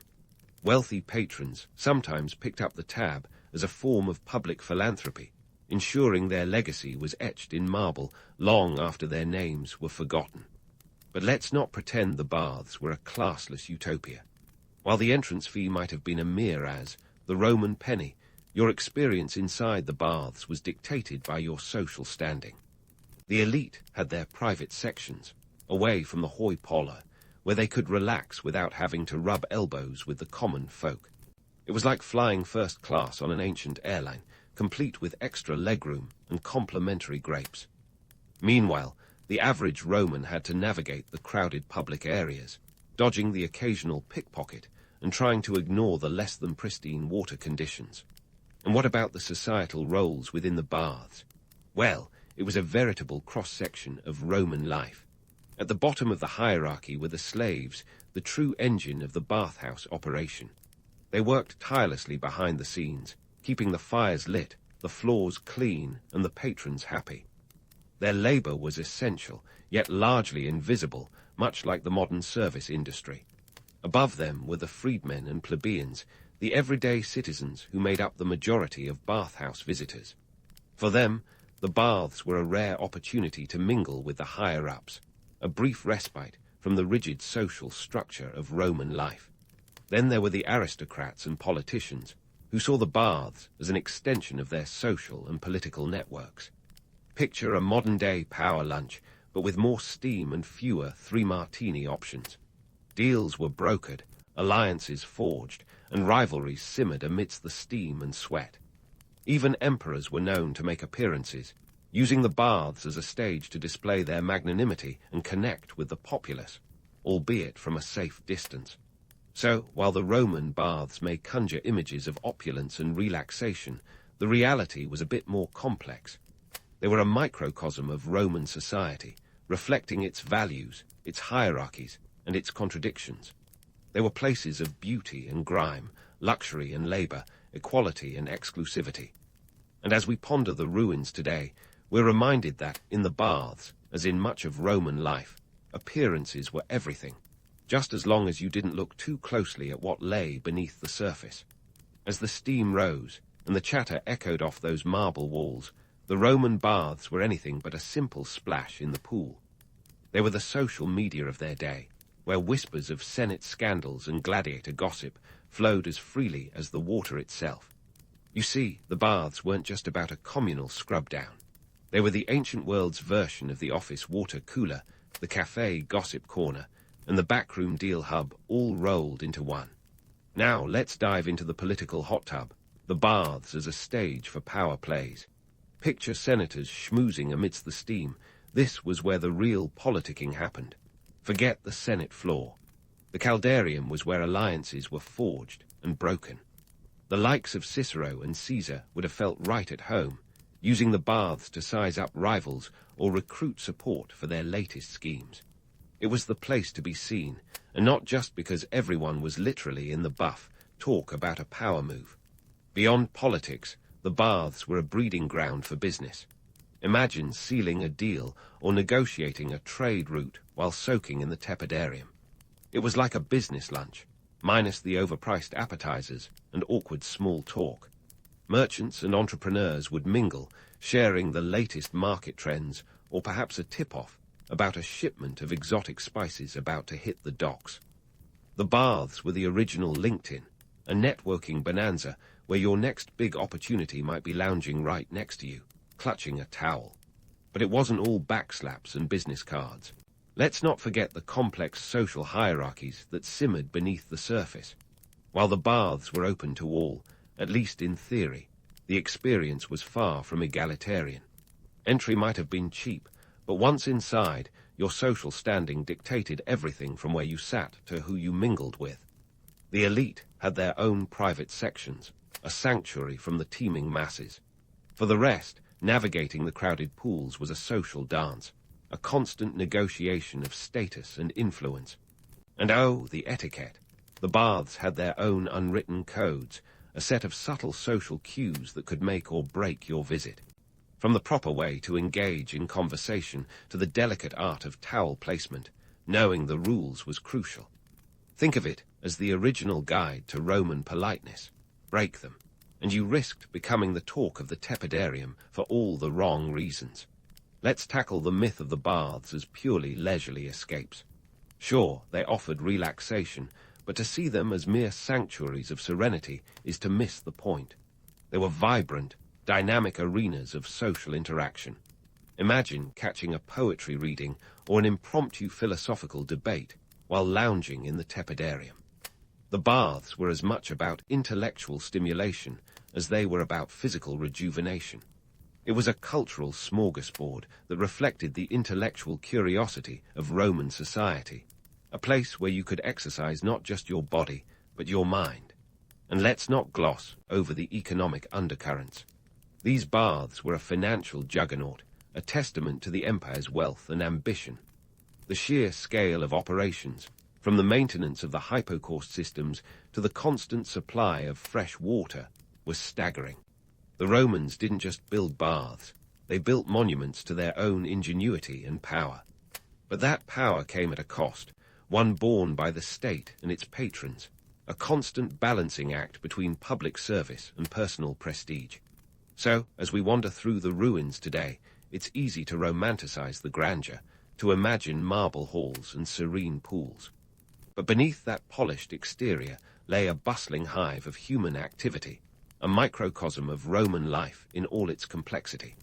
The baths were a reflection of a society that thrived on social interaction, where every soak was an opportunity, every conversation a potential turning point. There were places where the lines between leisure and labor blurred, where the pursuit of relaxation was as strategic as it was pleasurable. In essence, Roman baths were more than just architectural marvels. They were the heartbeat of a civilization, a place where the realities of power, politics, and society came together in a steamy, sudsy mix.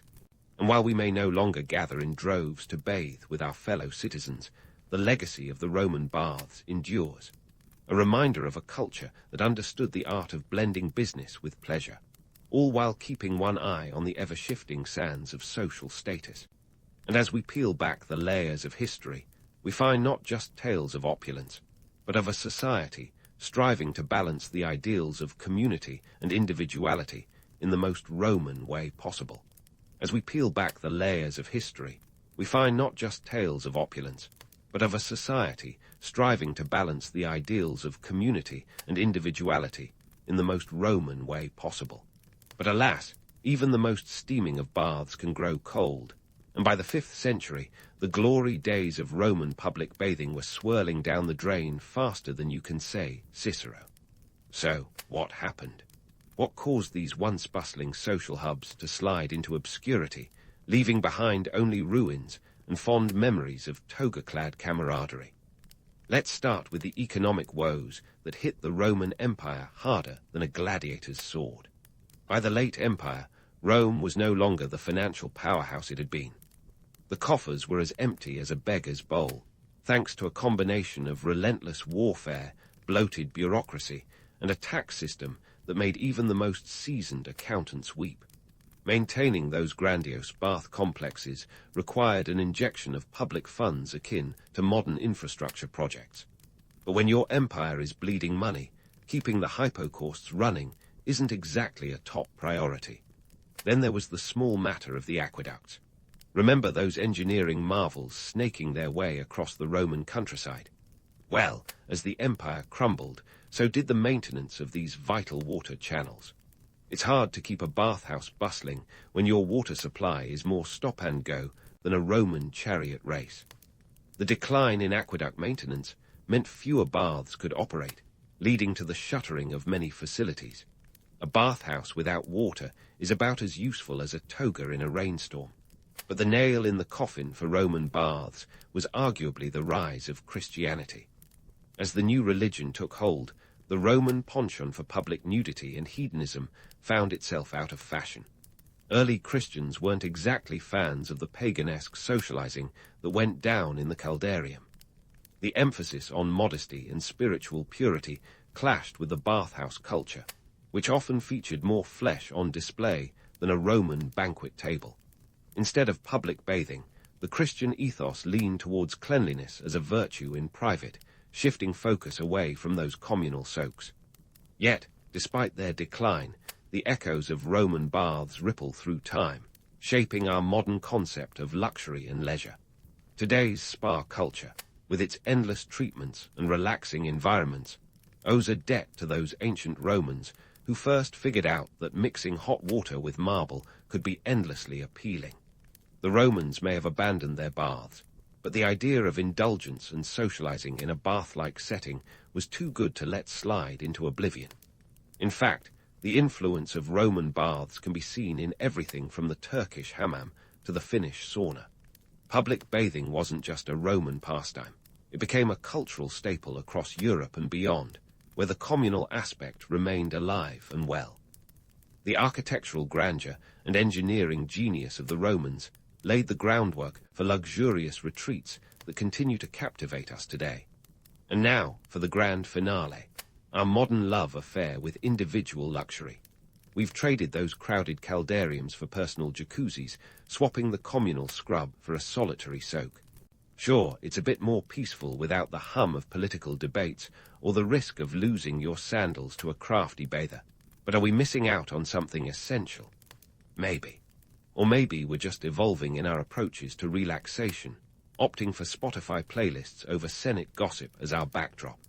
So, the Roman baths might be ruins now, but their legacy is anything but. They've influenced cultures, inspired architects, and forever changed the way we think about the simple act of bathing. Remember, while the Romans may have invented the communal bath, we perfected the art of the personal spa day. And as you sink into your private tub, perhaps with a glass of wine in hand, you can toast to those toga-clad innovators who made it all possible. Here's to the Romans, who taught us that sometimes the best way to wash away the day's grime is with a bit of luxury, whether shared with 100 others or enjoyed in splendid solitude. In the bustling chaos of 100 BC Rome, where the streets were more of a chaotic circus than a civilized city, a young Julius Caesar was born into a world that was both his oyster and a potential death trap. Rome was a hotbed of political intrigue, where alliances were as stable as a Jenga tower in an earthquake. The society was as layered as a lasagna, with a rigid class structure where everyone knew their place, or at least pretended to. Caesar's family, the Julii, were patricians. Think of them as the Roman equivalent of old money. They weren't exactly rolling in it, but they had the prestige of a long lineage to fall back on. Julius himself, born on July 12th or 13th, because apparently even birthdays were open to debate, had a childhood that was both privileged and precarious. His father, Gaius Julius Caesar, was a minor political figure, holding the modest position of praetor, which is somewhere between a judge and a mayor. His mother, Aurelia, was the real MVP, managing the household with a keen eye and probably a well-timed glare or two. In these early years, Rome was a republic in name, but in reality it was a gladiatorial arena of political brawls and backstabbing. The Senate, made up of around 300 members, was the playground for the rich and powerful. Caesar would later learn that navigating this arena required more than just a good family name and a toga. It needed cunning, charisma, and, quite often, a well-placed bribe. Debt was the Roman version of a ball and chain, and young Julius got his first taste of it early on. His family, despite their noble status, struggled with finances. It's rumored that Julius spent more time dodging debt collectors than studying philosophy. It's a miracle the guy didn't develop a fear of knocking on doors. But this financial instability taught him a valuable lesson. Money talks, but it also screams when you owe too much of it. As a teenager, Julius was shipped off to study rhetoric under the illustrious tutor, Marcus Antonius Nifo. Think of Nifo as the self-help guru of ancient Rome, with the added bonus of not charging $9.99 for a motivational scroll. Under his tutelage, Caesar honed his oratory skills, learning how to sway a crowd and, more importantly, how to shut them up. This skill would later prove invaluable, because what's a dictator if not a glorified motivational speaker? Meanwhile, the political scene in Rome was a boiling pot of ambition and betrayal. Figures like Sulla, the dictator who didn't know when to leave the stage, were key players. Sulla's reign was a bloody affair, notable for the proscriptions, those delightful lists of enemies to be eliminated. Caesar, related by marriage to Sulla's archenemy Marius, found himself in a precarious position. At one point, Sulla reportedly spared Caesar's life, grudgingly acknowledging, "In this young man, there is more than one Marius." Talk about a backhanded compliment. As Caesar grew, so did his ambitions. But before he could make his mark, he had to navigate the treacherous waters of Roman politics. His first official gig was as a flamen dialis, a high priest of Jupiter, which sounds grand but was more ceremonial fluff than actual power. It was a role that came with a lot of religious restrictions, like not being able to ride a horse or touch iron. Talk about career-limiting moves. But let's not forget his early political maneuvering. Caesar managed to marry Cornelia, the daughter of a powerful ally of Marius. It was a strategic alliance, the kind that makes you wonder if Roman marriages came with a battle plan instead of vows. When Sulla demanded Caesar divorce her, our young hero refused, showing early signs of that defiant streak that would become his signature. It was a bold move, but it came at a cost. His inheritance was confiscated, and he was forced to go into hiding. It's a wonder the guy didn't just give up and join a nice, quiet monastery. In these formative years, Caesar was learning the ropes, often the hard way. He was part of a society where ambition was the currency, and everyone was trying to buy their way to the top. It was a world where your friends were your enemies, and your enemies were just misunderstood friends. As Caesar navigated this labyrinth, he was slowly, but surely, carving out a path for himself.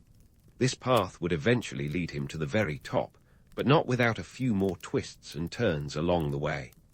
At the heart of his early life was the constant struggle between the need for alliances and the desire for independence. The young Caesar was caught in the crossfire of Rome's political factions, each pulling him in different directions. But instead of being crushed, he learned to use the chaos to his advantage, like a surfer riding a tidal wave of political intrigue. He was a kid from a troubled family background, dodging debt collectors, and honing his craft among the best Rome had to offer. Little did anyone know that this young man, who was more likely to be found studying rhetoric than wielding a sword, would one day become one of history's most famous figures. So, as we continue to delve into the life of Julius Caesar, remember, in the world of ancient Rome, nothing was ever as it seemed. Behind every grand gesture was a scheme, and beneath every toga was a dagger. Caesar's rise was not just a tale of ambition, but a testament to his ability to thrive in a world that was as unpredictable as it was dangerous. Stay tuned, because the story of Julius Caesar is just getting started, and trust me, it's a wild ride. As Julius Caesar's life story marches on, it's time to swap the toga for some armor, because our guy is about to dive headfirst into the world of military exploits. You might think of Caesar as the original action hero, but hold your horses, or chariots, if you will. The truth is, his rise through the military ranks was less about swinging swords and more about shrewd strategy, high-stakes poker, and a dash of marital maneuvering. Let's set the scene. The Roman military was the ancient world's version of a global superpower, with legions as disciplined as a drill sergeant's dream. But the road to the top wasn't paved just with victories. It was a minefield of political alliances and propaganda campaigns worthy of a modern-day PR firm. The real genius of Caesar's military career wasn't just in the battlefield tactics, but in his ability to spin a story that made him look like the hero every time, even when things got, shall we say, dicey. Take the Gallic Wars, for instance. This was Caesar's magnum opus, his blockbuster series that ran from 58 BC to 50 BC. During this time, he took on the Gallic tribes with an average of about 10 legions, roughly 50,000 men. These campaigns were not just about expanding Roman territory. They were Caesar's canvas for self-promotion. His commentaries on the wars are like the Instagram posts of his day, carefully curated to show him in the best light, posing majestically over conquered territories, maybe with a filter to enhance the heroic hue. But let's not get ahead of ourselves. Before those Gallic tales, Caesar had to prove his mettle in other arenas. His first significant military appointment was in Asia Minor, where he managed to earn a civic crown, one of Rome's highest honors, by preventing a siege at Mytilene. It was a major win, but the real victory was the reputation boost, which he parlayed into further opportunities. The man understood that in Rome, your CV was only as good as the last headline. Now, about those strategic marriages. Caesar's personal life was like a chessboard where every marriage, affair, and alliance was a calculated move. His marriage to Pompeia, a member of the influential Pompeian family, was a strategic alliance that boosted his political capital. However, when Pompeia got embroiled in a scandal involving a rather notorious festival and some questionable party crashing, Caesar famously divorced her, claiming, "Caesar's wife must be above suspicion." Talk about setting high standards, or maybe just a clever way to dodge a PR disaster. But what's a rising star without a few stumbles? Caesar had his share, like when he famously crossed the Rubicon River in 49 BC, effectively declaring war on Rome itself. It was a gamble that paid off, but it was also the kind of move that could have easily landed him in the history books as a cautionary tale rather than a legend. He knew the stakes, though. In a world where political careers were as volatile as a Roman candle, Caesar was willing to bet the farm, and the entire Roman Republic, on his ability to come out on top. And let's not forget the cost of war. Financing his campaigns was a Herculean task, one that left him neck-deep in debt.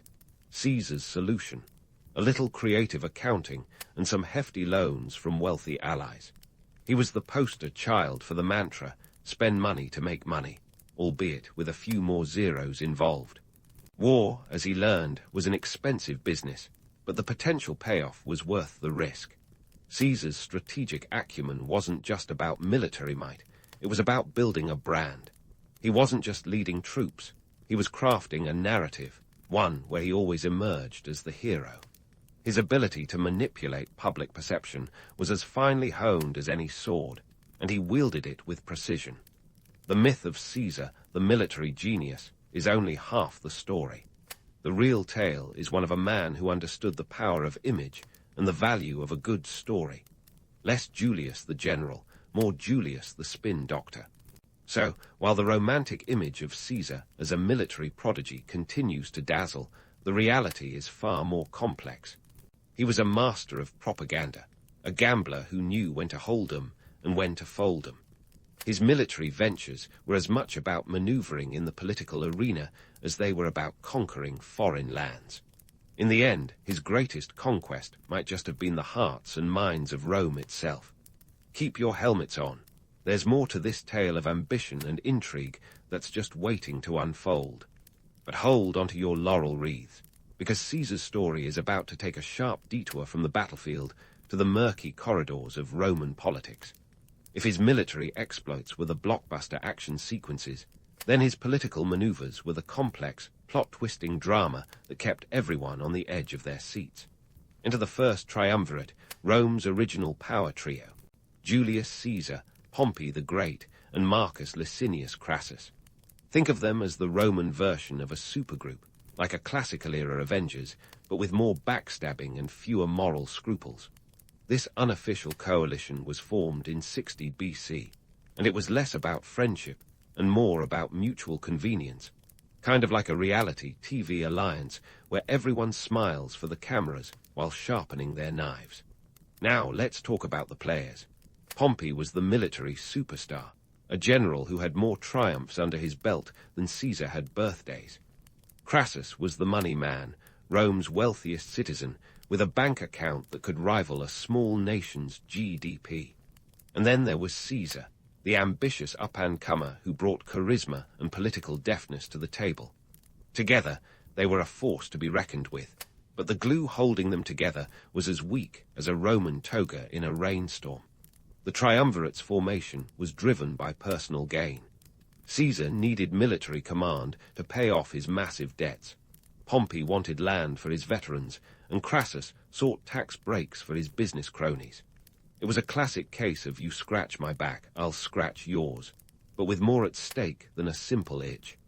The Roman Senate, however, was not amused. This three-headed hydra threatened their power, and they knew it. Caesar's debts were legendary, even by today's standards. Picture this. He was in the hole for about 25 million sesterces, a sum that makes modern credit card debt look like pocket change. If money talks, Caesar's debt was practically screaming. Yet somehow, he managed to keep the creditors at bay through a combination of charm, political favors, and the occasional threat. His financial strategy was akin to juggling flaming torches while standing in a puddle of gasoline, risky and bound to catch fire eventually. But Caesar had a plan, and it involved securing a governorship in Gaul. This position not only offered him a fresh start, but also the opportunity to replenish his coffers through conquest and plunder.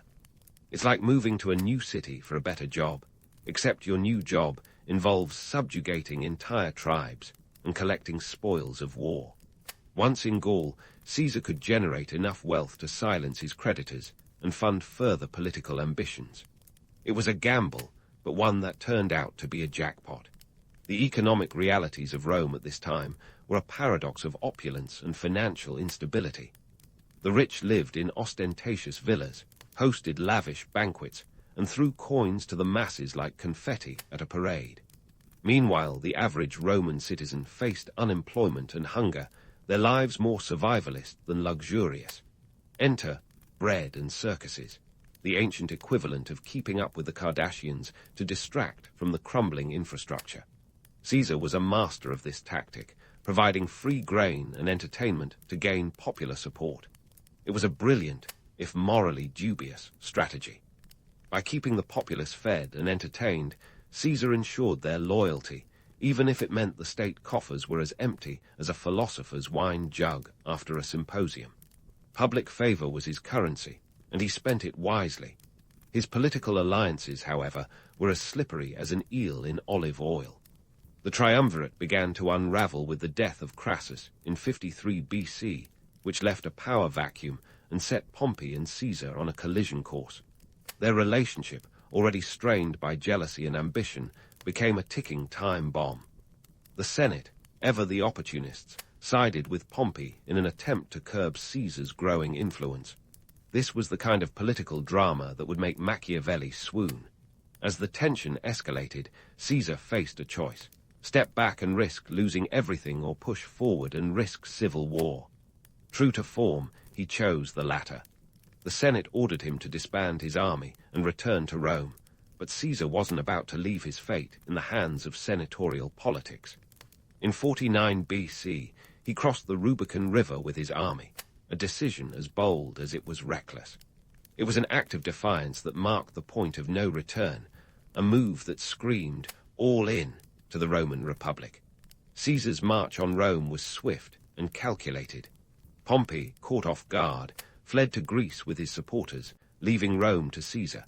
It was a masterstroke of military strategy and political audacity.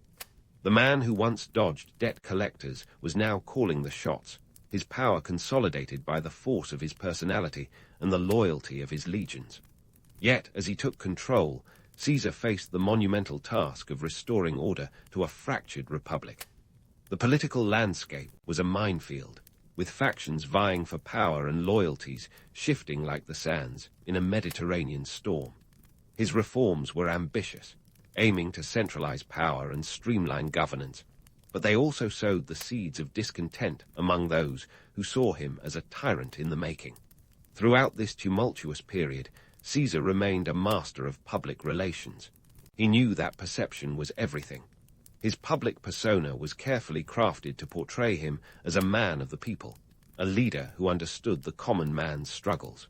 He played to the crowd, using his oratory skills to sway public opinion and his military successes to inspire loyalty. It was a delicate balance of power, charisma, and sheer force of will. The reality, however, was that his rise had come at a significant cost. The republic he sought to lead was crumbling under the weight of its contradictions. The economic disparities, political corruption, and social inequalities that he manipulated to his advantage were also the very issues threatening Rome's stability. His legacy was as much about the empire he envisioned as it was about the republic he dismantled. In the end, Julius Caesar's political career was a testament to his ability to navigate the treacherous waters of Roman politics with a blend of audacity, charm, and ruthlessness. His alliances, debts, and public spectacles were all part of a grand strategy to secure power and reshape Rome in his image.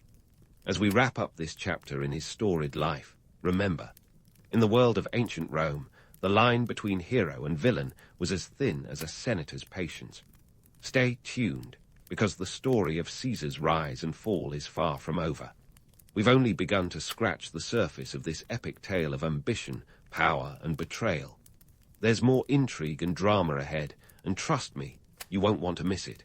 As the dust settled from Caesar's bold march on Rome, he found himself in the eye of a political hurricane, a place where opportunity and danger danced a deadly tango. His entrance to the city was less of a hero's welcome and more of a tense standoff, with the Senate eyeing him like a fox in the henhouse. Yet, Caesar was no stranger to high-stakes games. He had climbed the greasy pole of Roman politics with the grace of a tightrope walker, and now that he was teetering at the top, he had no intention of falling. Let's talk about how he consolidated power. With Pompey out of the picture, Caesar declared himself dictator in 49 BC, a title that was supposed to be temporary, like a houseguest who promises to stay just for the weekend. However, Caesar had other plans. He knew that to stabilize his rule, he needed more than just a fancy title. He needed reforms, and fast. The Roman Republic was a creaky old machine, and Caesar was ready to give it an overhaul with a wrench in one hand and a scroll of reforms in the other. First on the agenda was tackling economic disparity. The Roman economy was as lopsided as a poorly balanced scale. Wealth was concentrated in the hands of a few, while the rest of the populace was left scrambling for crumbs. Caesar's answer: land reforms. He redistributed public land to veterans and the poor, a move that was both generous and strategic. This not only secured the loyalty of the legions, because nothing says, "Thank you for your service," like a plot of land, but also won him favor among the lower classes. It's hard to revolt when you're busy ploughing your new field. Next, he turned his gaze to the Senate. The ornery old guard needed a shake-up, and Caesar was just the man for the job. He expanded the Senate from 600 to 900 members, adding his allies and diluting the power of his adversaries. It was like stacking the deck in a game of political poker, ensuring that every hand dealt turned up in his favor. This move was as brilliant as it was audacious, but it also sowed seeds of resentment. To the old senators, it felt like their exclusive club had just opened its doors to a rowdy frat party. Caesar's reforms didn't stop there. He tackled the calendar next, introducing the Julian calendar in 46 BC, which is surprisingly close to the one we use today. Time, as it turned out, was another tool in his arsenal. By aligning the calendar with the solar year, Caesar not only fixed Rome's wonky months, where December could end up in spring, but also stamped his legacy on something eternal. It was like leaving graffiti on the face of Father Time. Yet power has a way of distorting reality. As Caesar's reforms took shape, so did his list of enemies. The Senate began to see him less as a reformer and more as a monarch in waiting. The whispers of king started echoing through the marble halls of Rome, and in a republic that had prided itself on overthrowing kings, this was tantamount to blasphemy. Caesar, ever the pragmatist, played it cool. He rejected the crown when offered, understanding that a king in all but name was safer than one in title. Despite his attempts to reassure the Senate, Caesar's grip on power did not go unnoticed. His growing list of reforms, while beneficial to many, threatened the status quo. The political elite, used to the old power structures, viewed Caesar's changes with the suspicion of a cat watching a dog move in next door. It was this growing tension that would eventually lead to the infamous Ides of March. But let's not get ahead of ourselves. Caesar's personal life, too, was a reflection of his tumultuous rule. His affair with Cleopatra, the enigmatic queen of Egypt, was the stuff of legend. Cleopatra was no mere footnote in Caesar's life. She was a political powerhouse in her own right. Together, they formed a partnership that was both romantic and strategic. Their affair was like a Roman soap opera, complete with political intrigue, exotic backdrops, and a love child named Caesarion. This relationship, however, only fueled the rumors of Caesar's ambitions to monarchy, as Cleopatra was seen as the embodiment of Eastern despotism, a queen who might just be angling to crown her Roman lover king. As Caesar continued to juggle his reforms, his enemies, and his personal life, He also faced the inevitable backlash of those who felt threatened by his sweeping changes. The whispers of dissent grew louder, and conspiracy began to brew. His former allies, the very men who had once stood by his side, now plotted against him in a bid to restore the Republic's traditional power dynamics. It was a game of shadows and whispered meetings, where daggers were drawn in back rooms and alliances were as fickle as the Roman weather. In the end, Julius Caesar's dictatorship was as much about the image as it was about the reality.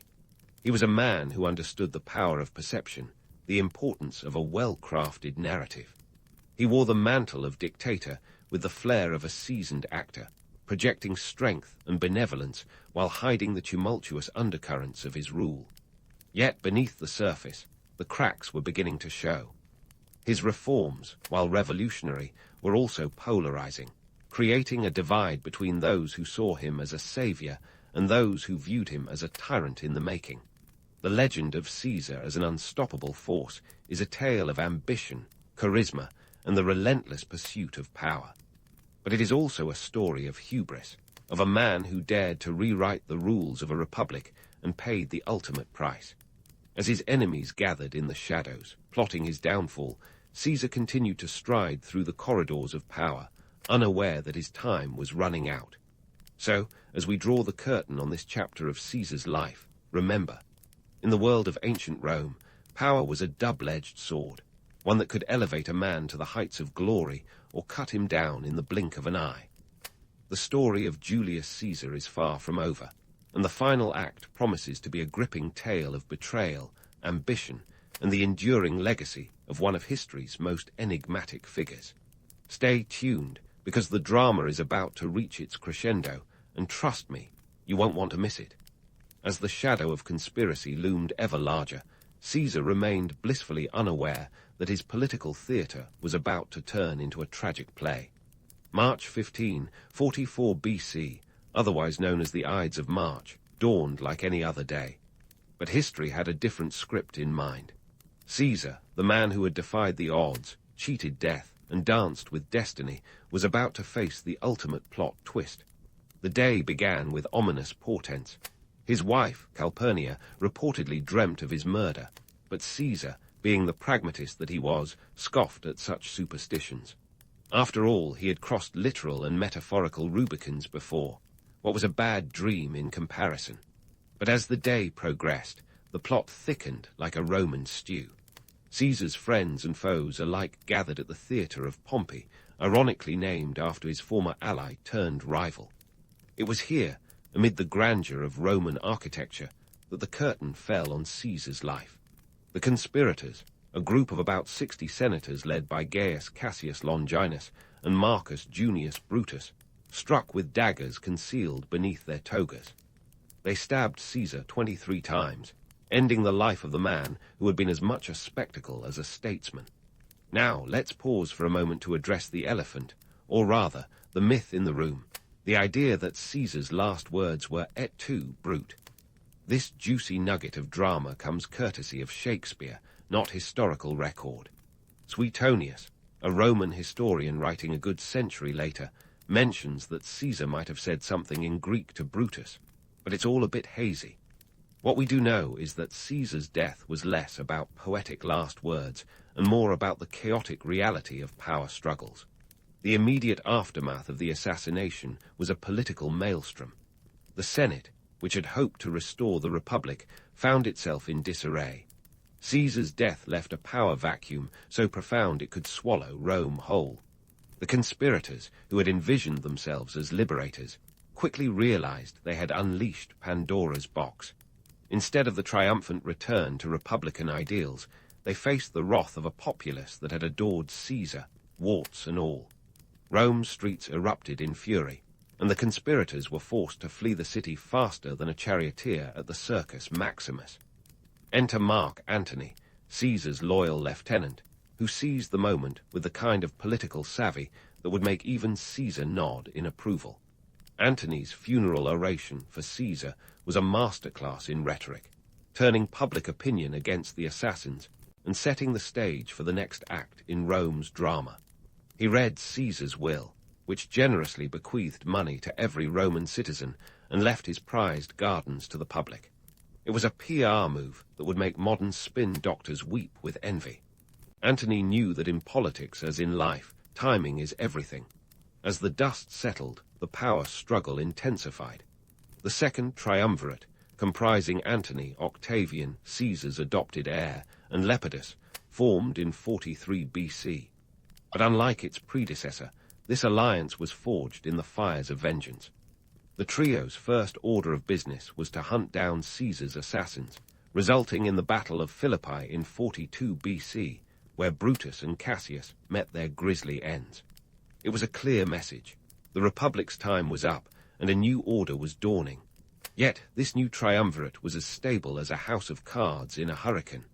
Lepidus was sidelined, and tensions between Antony and Octavian simmered like a Roman pot about to boil over. Octavian, later known as Augustus, emerged as the ultimate victor, but not without a dash of drama. He defeated Antony and Cleopatra at the Battle of Actium in 31 BC, a showdown that was as much a naval engagement as it was a PR campaign against Antony's Eastern decadence.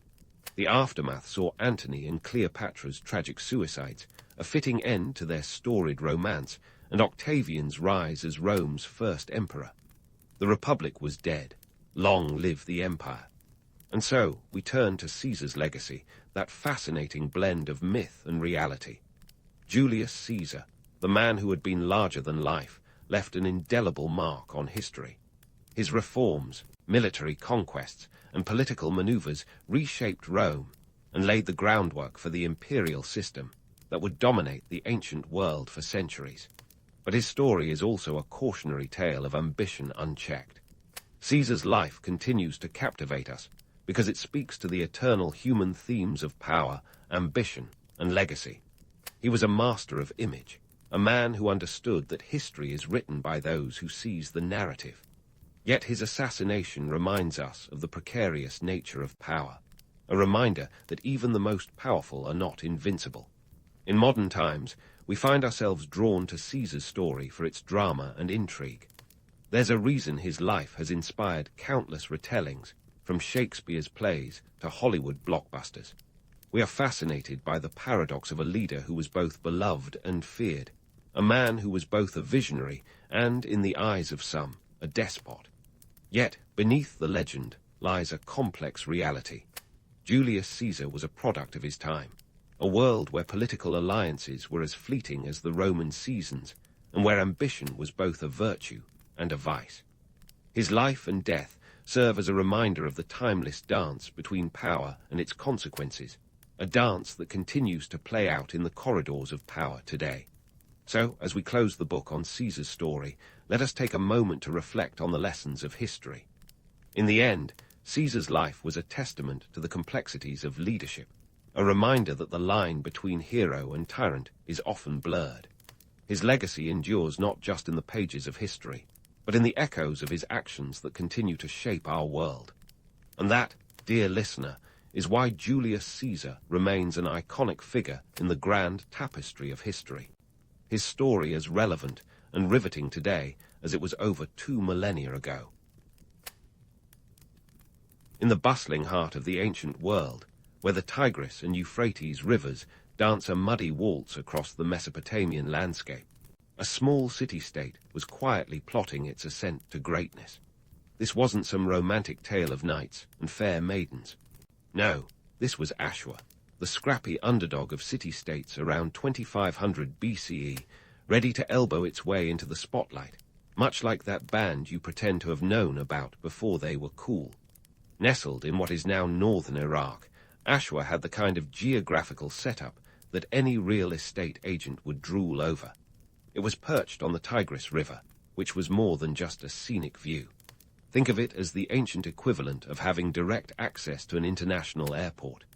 This watery highway was crucial for trade, allowing Ashur to connect with other cultures, and more importantly, to import and export goods like copper and textiles faster than you can say 2 days shipping. In a world where getting from point A to point B could take weeks, the river was a game changer. But let's set the scene here. Mesopotamia was not Disneyland. It was more like a never-ending episode of Game of Thrones, minus the dragons, but with plenty of territorial disputes and power struggles. You had the Sumerians, the Akkadians, the Babylonians, essentially a who's who of ancient overachievers. And in the midst of this chaos, Ashur was like that quiet kid in school who eventually grows up to be a tech billionaire. They weren't throwing their weight around just yet, but they were laying the groundwork for something big. Early Assyrian kings weren't exactly sitting on golden thrones, sipping wine, and pondering philosophical questions. They were strategists, survivalists, and a bit ruthless.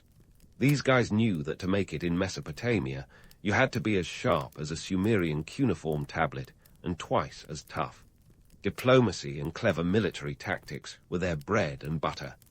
Take, for instance, the shrewd move of aligning with powerful neighbors when it suited them, only to shift allegiances faster than a modern-day politician. It was all about making friends, then knowing when to stab them in the back, metaphorically speaking, of course. One of their early kings, Illashuma, was like the Steve Jobs of his era, minus the turtleneck. Around 1900 BCE, he issued decrees that freed Ashur's citizens from having to pay tolls on the trade routes. That's right, folks, tax breaks in the ancient world. This not only made Ashur an attractive business hub, but also set the stage for economic growth. Who would have thought that the secret to empire building was tax incentives? But let's not get too starry-eyed about these early Assyrians. Sure, they were innovative, but life was no picnic. Life expectancy wasn't exactly enviable, with average lifespans hovering around 30 years. And while we like to romanticize ancient civilizations, the reality was more like an episode of Survivor, with constant threats from rival states, droughts, and the occasional plague.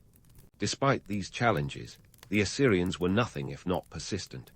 They capitalized on their geographic advantages, built strong trade networks, and developed an impressive military machine. And while their neighbors might have been content with a few city-states and the occasional monument to their greatness, the Assyrians had their eyes on a bigger prize, a full-fledged empire. They were like the kid in the candy store who wanted not just a piece, but the whole darn thing. The Assyrians also understood that to maintain power, they needed more than just brawn. They needed smarts. Into the art of diplomacy, ancient style. They forged alliances through marriage, trade agreements, and strategic partnerships. These weren't just handshakes and smiles. They were calculated moves on a chessboard where every piece mattered. Kings like Ashur, I knew that in order to survive, they needed to play nice with the neighbors, at least until they could afford to do otherwise. As Ashur grew, it attracted attention, and not always the good kind. Rivals were everywhere, and keeping them at bay required a balance of force and finesse. Early Assyrian rulers were the original multitaskers, juggling warfare, diplomacy, and economic development like circus performers with a penchant for empire building. And this balancing act paid off. By the time the 14th century BCE rolled around, Ashur had transformed from a modest city-state into a burgeoning power. So, what was the secret sauce? It was a mix of savvy leadership, geographic luck, and a willingness to adapt. The Assyrians weren't just warriors. They were innovators, thinkers, and above all, survivors. They didn't just play the game, they wrote the rules.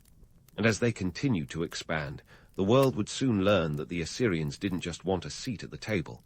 They wanted to run the whole banquet. In the end, the rise of the Assyrian Empire is a testament to the power of persistence, strategy, and a bit of good old-fashioned cunning. From their humble beginnings on the banks of the Tigris, they would go on to shape the course of history in ways their early kings might never have imagined. And while their journey was far from easy, it was a thrilling ride, one that would see them become the undisputed warriors of Mesopotamia. And so, as the Assyrians carved out their piece of history, they were preparing to rock the ancient world like a Mesopotamian hurricane. Enter Tiglath-Pileser I, a name that might sound like a tongue twister, but belonged to a man who was a force of nature, circa 1114-1076 BCE. This guy was the equivalent of an ancient rock star. Think Mick Jagger with a chariot instead of a stage. Tiglath-Pileser I wasn't just about swinging swords and conquering territories. though he was pretty darn good at that. He was a visionary, a master of both the battlefield and the diplomatic chessboard. Under his rule, Assyria didn't just expand, it exploded in every direction, like a caffeinated octopus reaching for everything in sight. His campaigns stretched from the Zagros Mountains to the Mediterranean Sea, gobbling up territories faster than you could say world domination. The numbers speak for themselves. Tiglath-Pileser I claim to have conquered 42 lands and their kings. Not too shabby for a guy who probably didn't have GPS, but let's not romanticize it too much. These conquests weren't just about glory. They were about cold, hard economics. The ancient world was like a giant monopoly game, and Tiglath-Pileser I was playing to win. Control of trade routes and resources was the name of the game, and Tiglath-Pileser I had his eye on the whole board. Assyria's military might was impressive, sure, but it was the economic strategy that fueled their war machine. They didn't just conquer lands, they made them pay, literally. Tribute flowed into Assyrian coffers like water into the Tigris. Gold, silver, precious stones, livestock. If it had value, it was fair game. But here's the kicker.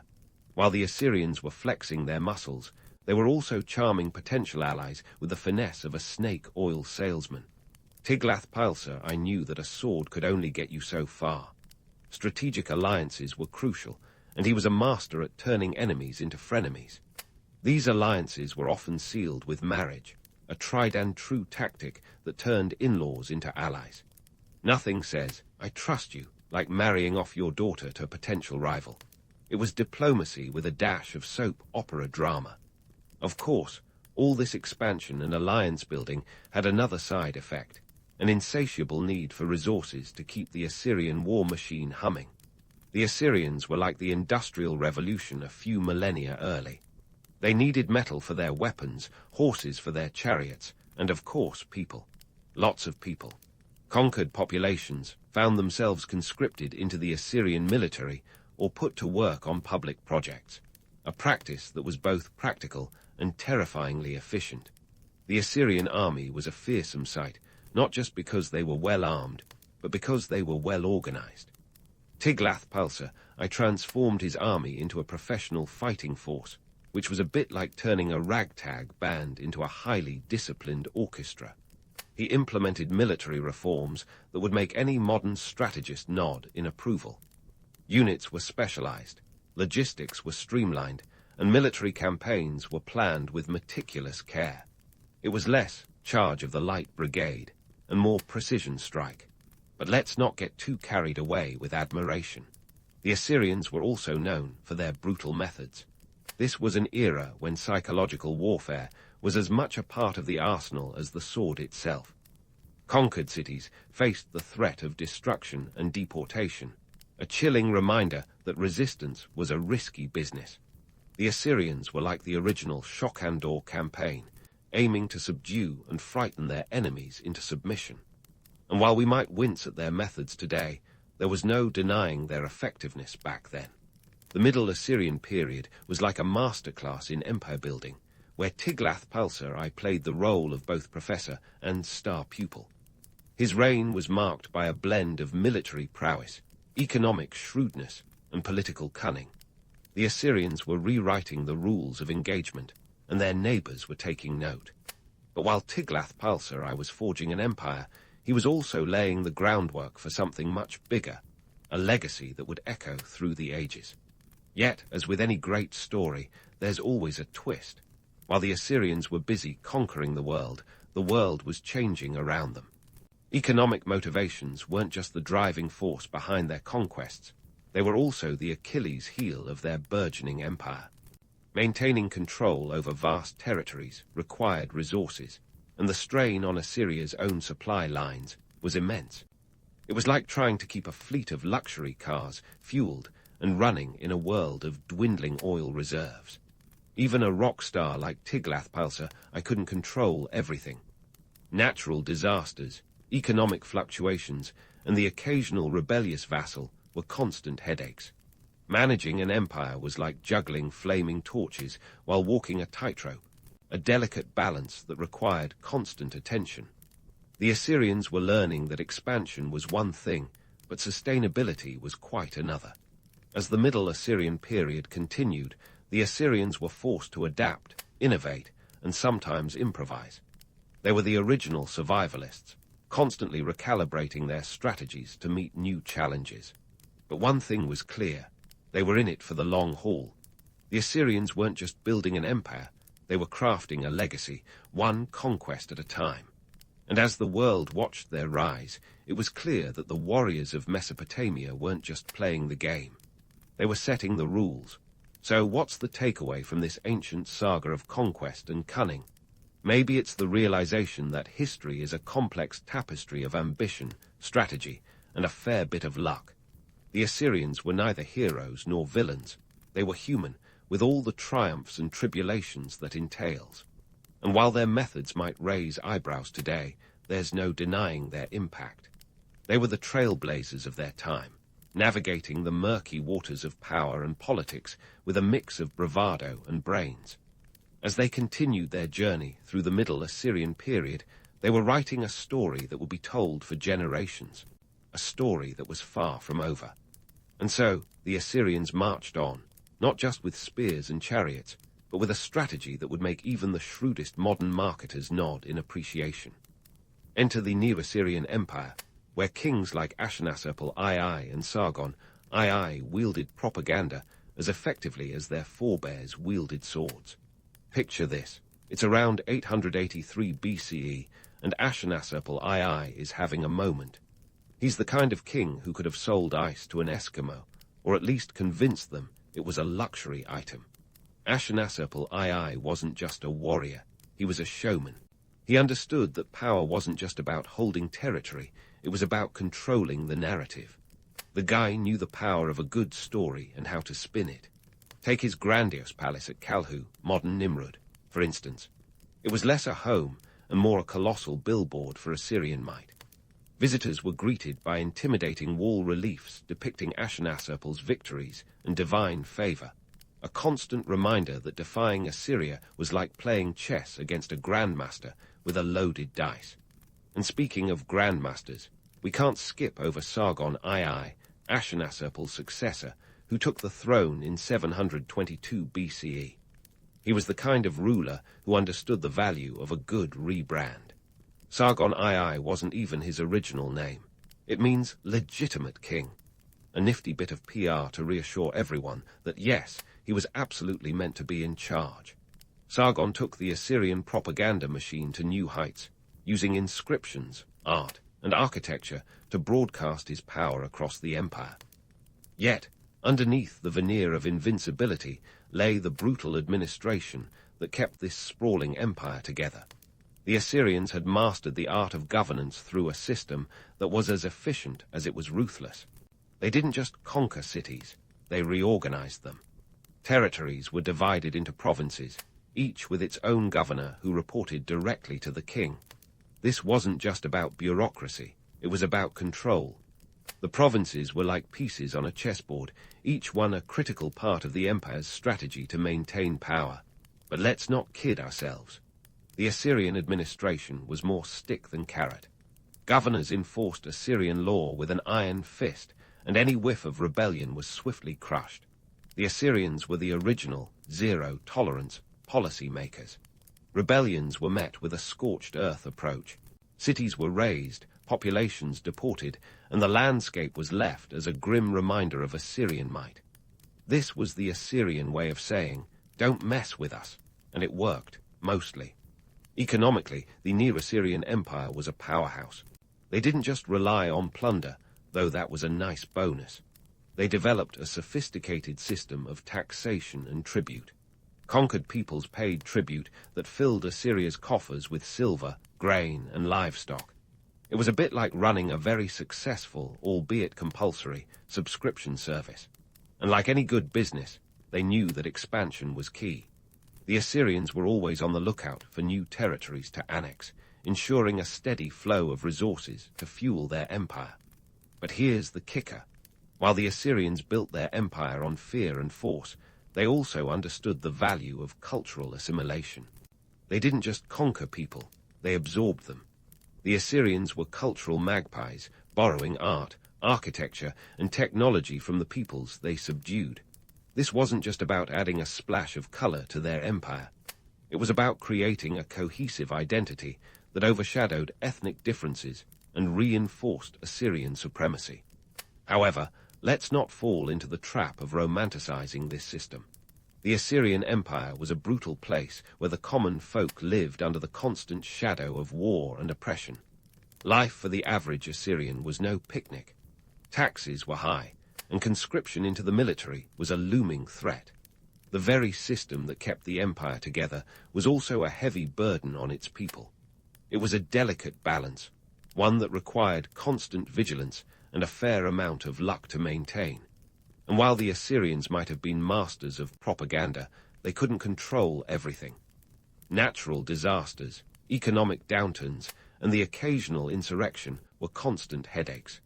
It was like playing a game of whack-a-mole, where each problem that was hammered down seemed to pop up twofold elsewhere. Yet, despite the challenges, the Assyrian Empire thrived, largely due to its ability to adapt and innovate in the face of adversity. As we wade through the zenith of Assyrian power, it's clear that their legacy is a complex tapestry of ambition, brutality, and ingenuity. They were the original power brokers, navigating the murky waters of empire building with a mix of bravado and brains. And while their methods might make us wince today, there's no denying their impact. The Assyrians were rewriting the rules of power and politics, and the world was watching. So, what does the story of the Assyrians tell us about human nature? Perhaps it's a reminder that power is as much about perception as it is about might. The Assyrians understood that to command an empire, you needed to control the narrative. They were the ancient world's master storytellers, crafting a legacy that would echo through the ages, a legacy that was far from over. As we delve deeper into their history, we'll see how this empire that once seemed unassailable faced challenges that would ultimately test the very foundations of their power. But that's a tale for another time, as the Assyrian saga continues to unfold. Now, as we step further into the Assyrian world, let's take a closer look at what life was really like beyond the clashing swords and the imperial posturing. Because, believe it or not, the Assyrians were more than just empire builders with a penchant for conquest. They were also innovators, artists, and religious fanatics who left a mark on history that goes beyond just the size of their empire. First, let's dig into the dirt, literally. Agriculture was the backbone of Assyrian society. Forget the image of Assyrians merely swinging swords. They were also swinging plows. The Fertile Crescent didn't just get its name because it sounds poetic. The Assyrians mastered the art of irrigation, turning the often dry and unyielding lands of Mesopotamia into productive farms. They channeled water from the Tigris and Euphrates rivers into fields through a series of canals that would make even a modern engineer nod in approval. It was a bit like ancient hydraulic engineering, minus the calculus. This wasn't just about growing crops, it was about sustaining an empire. Without these agricultural advances, those mighty Assyrian armies would have been a lot more hangry, and a hangry army is never a good look. With agriculture thriving, let's zoom in on the cultural canvas. The Assyrians were not just warriors, they were artisans. Their art was the ancient world's version of Instagram, showcasing Assyrian life in all its glory, and occasionally its gore. A stroll through an Assyrian palace would have been like walking through a museum of propaganda. Wall reliefs depicted grandiose hunting scenes, battles, and divine interventions. This wasn't just art for art's sake. It was a storytelling medium, a way to project power and divine favor.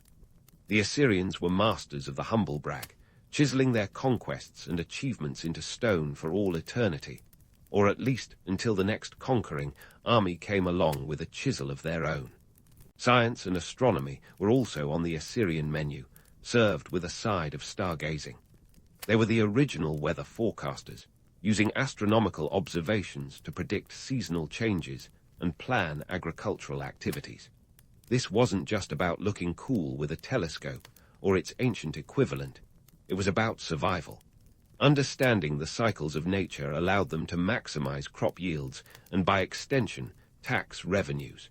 It was a calculated move that combined practicality with a touch of mysticism. After all, if you can predict an eclipse, you might just convince the masses you're in good with the gods, or at least have a direct line to them. Speaking of gods, religion in Assyria was as much about control as it was about worship. The Assyrians had a pantheon that would put any soap opera cast to shame, with gods for every occasion. Chief among them was Asher, the national god and spiritual mascot. If you think the Assyrians were just about military might, think again. Religion was woven into the very fabric of their society, influencing everything from political decisions to daily life. Temples weren't just places of worship, they were centers of economic and social life. Priests held considerable power, acting as intermediaries between the divine and the earthly realm. In a way, religion was the original opiate of the masses, a tool for maintaining order amidst the chaos of empire. Yet, the Assyrians didn't just build temples and leave it at that. They were architectural overachievers. Take a moment to marvel at their ziggurats, those massive terraced structures that seem to scrape the heavens. These architectural feats weren't just about reaching for the stars. They were about demonstrating power and divine favor. The ziggurat at Dur-Sharukin, for example, was a testament to Assyrian ambition, a towering statement that said, "Look on my works, ye mighty, and despair." It was the skyscraper of its day, and even now the ruins are a testament to the Assyrians' flair for the dramatic. But let's not get too swept away by the romance of it all. For every grand temple and stunning artwork, there was a darker side to Assyrian life. Society was a rigid hierarchy, with kings at the top and slaves at the bottom. The average Assyrian didn't get to admire the art or enjoy the fruits of empire. They were too busy surviving. Taxes were burdensome, and failure to pay could result in harsh penalties. There was little room for social mobility in this stratified society.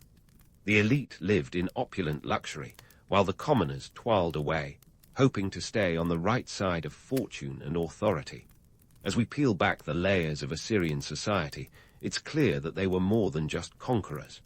They were a complex civilization that balanced brutality with beauty, conquest with culture.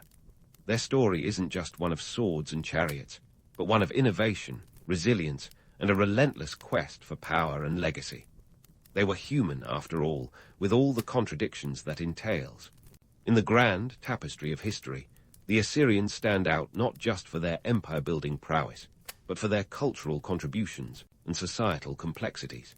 They were the original multitaskers, managing to keep an empire running while also contributing to the arts and sciences. And while their methods might make us squirm today, there's no denying their impact. As we continue to unravel the tale of the Assyrians, we're left with a civilization that was as multifaceted as it was formidable, a true testament to the heights and depths of human ambition. But hold that thought, because the Assyrian saga is far from over, and there's more to uncover in the chapters ahead. Now, as we edge closer to the final act of the Assyrian saga, let's dive into the whirlwind of chaos that marked their decline. A fall so dramatic it makes Hollywood blockbusters look like bedtime stories. Imagine this. It's around the late 7th century BCE, and the Assyrian Empire is fighting on more fronts than a chess player with an army of knights. They've stretched themselves thinner than a hipster's moustache, trying to keep hold of territories from Egypt to Anatolia. It's the classic tale of biting off more than you can chew, except in this case, the meal is an entire empire. The Assyrian Empire was like a high-maintenance diva that needed constant attention. As their borders expanded, so did the complexity of managing them. Picture trying to keep a dozen spinning plates in the air while riding a unicycle, blindfolded. The sheer geography was enough to give even the hardiest kings a headache. From the lush valleys of the Levant to the arid plains of Iran, Assyrian rulers had to contend with diverse cultures, languages, and let's not forget the ever-present threat of rebellion. Every conquered territory was a potential powder keg, and the fuse was always lit. Internally, the situation was about as stable as a house of cards in a windstorm. The Assyrians' administrative genius, those provincial chess pieces, began to fracture under the strain of corruption and incompetence. Imagine a game of telephone where the original message was, "Collect taxes." But by the time it reached the provinces, it was more like, "Throw a party and don't invite the king." Governors were pocketing tributes, local leaders were eyeing independence, and the central government was as cohesive as a spilled bag of marbles. The Assyrian grand strategy, once a symphony of order, was now more like a chaotic jam session with everyone playing off-key. But while internal strife brewed, external pressures were mounting with the grace of an approaching hurricane. Enter the Babylonians and the Medes, two rising powers who were more than happy to challenge Assyrian supremacy. Picture them as ambitious underdogs, the Rocky Balboa to Assyria's Apollo Creed. The Babylonians, under the shrewd leadership of Nabopolassar, weren't just looking for a slice of the pie. They wanted the whole bakery. Meanwhile, the Medes were flexing their muscles to the east, forming alliances and sharpening their swords. It was a perfect storm brewing on the horizon. And here's where the romanticized narrative of a dramatic collapse gets a reality check. The fall of Assyria wasn't a single, cataclysmic event, but a series of unfortunate events that would make even Lemony Snicket raise an eyebrow. The famed city of Nineveh, the jewel of the empire, fell in 612 BCE after a brutal siege. It was like the fall of Rome, but with more fire and fewer togas. The once mighty city, with its grand palaces and awe-inspiring ziggurats, was reduced to rubble. The Assyrians, who had mastered the art of psychological warfare, were now on the receiving end of a very harsh lesson in humility. Yet, let's not forget the allure in the tale of their downfall. For centuries, historians and storytellers have painted the Assyrians as ruthless tyrants who got what was coming to them, a cautionary tale of hubris meeting its end. But while there's a certain satisfaction in the comeuppance of an ancient superpower, the reality is far more nuanced. The Assyrians were victims of their own success, their empire crumbling under the weight of its own ambition. It's a reminder that even the mightiest empires can't escape the pitfalls of overextension and internal decay. So, what can modern societies learn from the rise and fall of the Assyrian Empire? For starters, the dangers of biting off more than you can chew are as relevant today as they were 2,600 years ago. Overextension, whether in politics, business, or personal life, is a recipe for disaster. The Assyrians remind us that maintaining power requires not just strength, but adaptability and foresight, qualities that aren't always easy to come by. Moreover, the Assyrian tale underscores the importance of balance. Like a precarious seesaw, their empire needed a steady hand to keep it from tipping over. When that balance was lost, the empire fell apart faster than a Jenga tower after a poorly chosen move.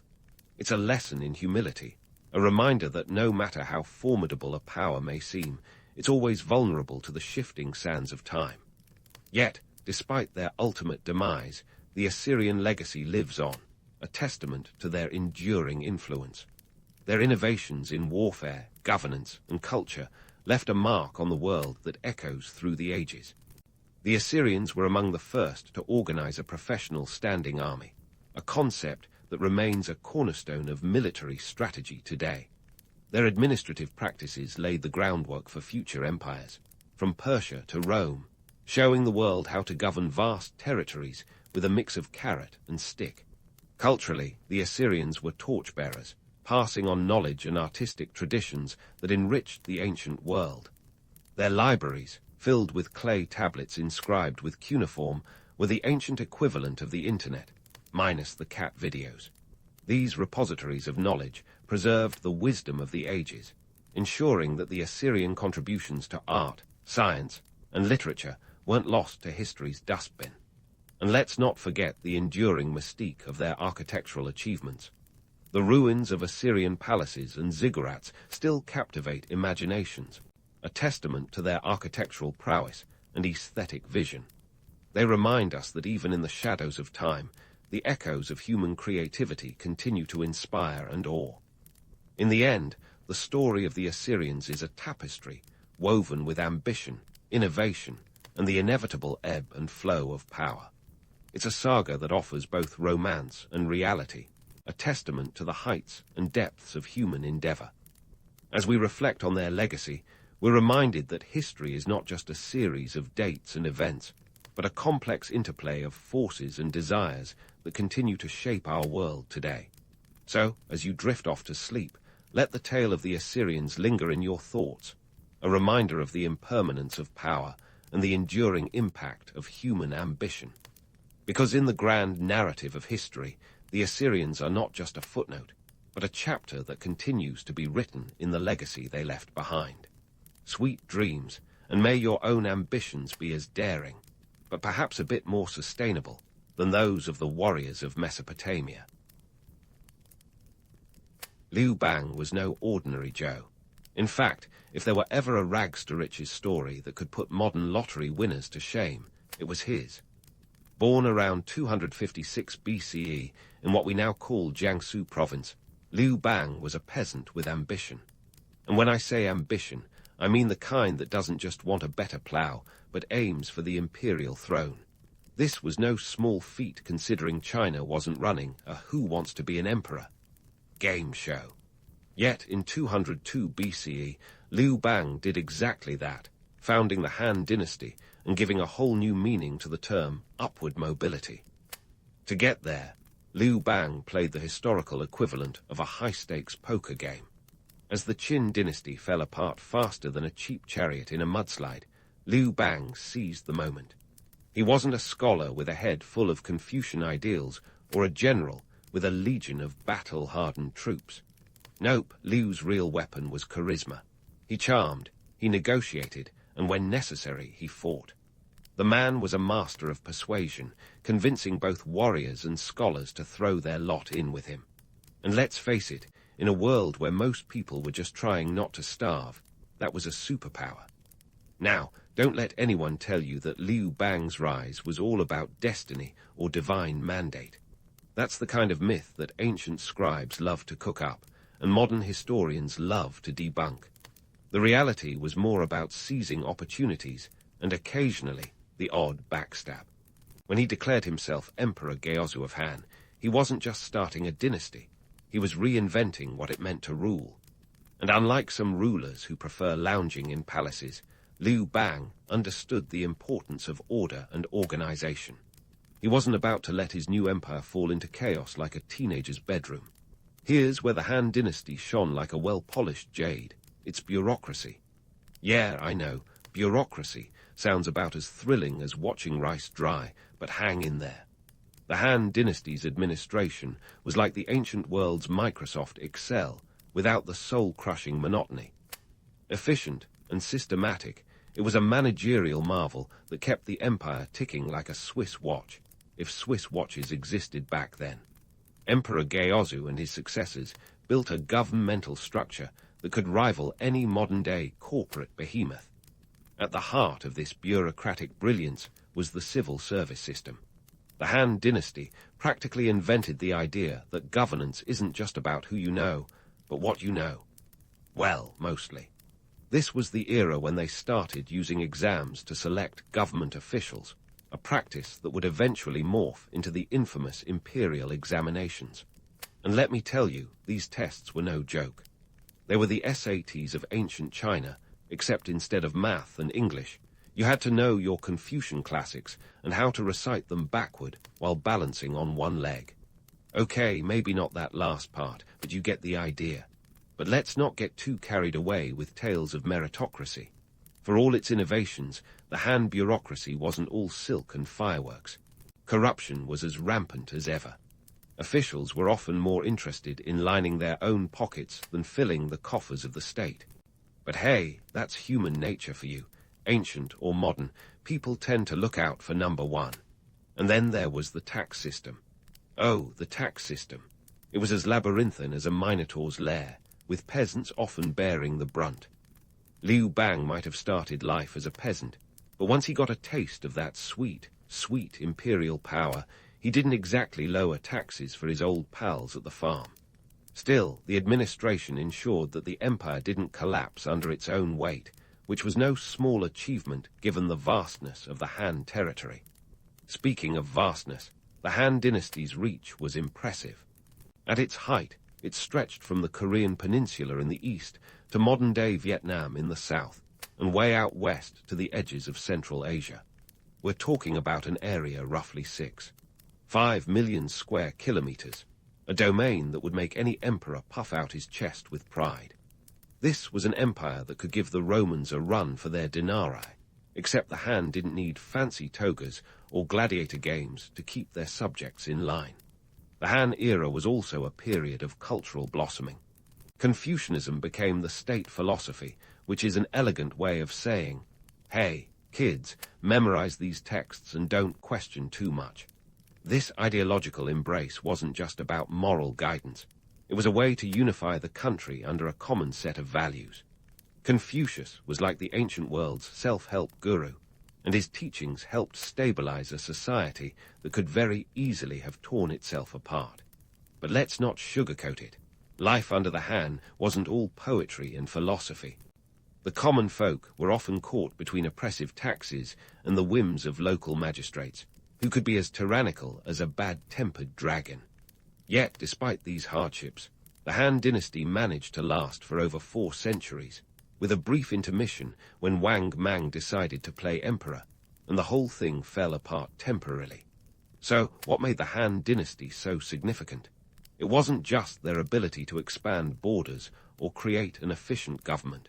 It was their knack for laying the foundations of Chinese civilization as we know it today. The Han era set the tone for everything from language to legal codes.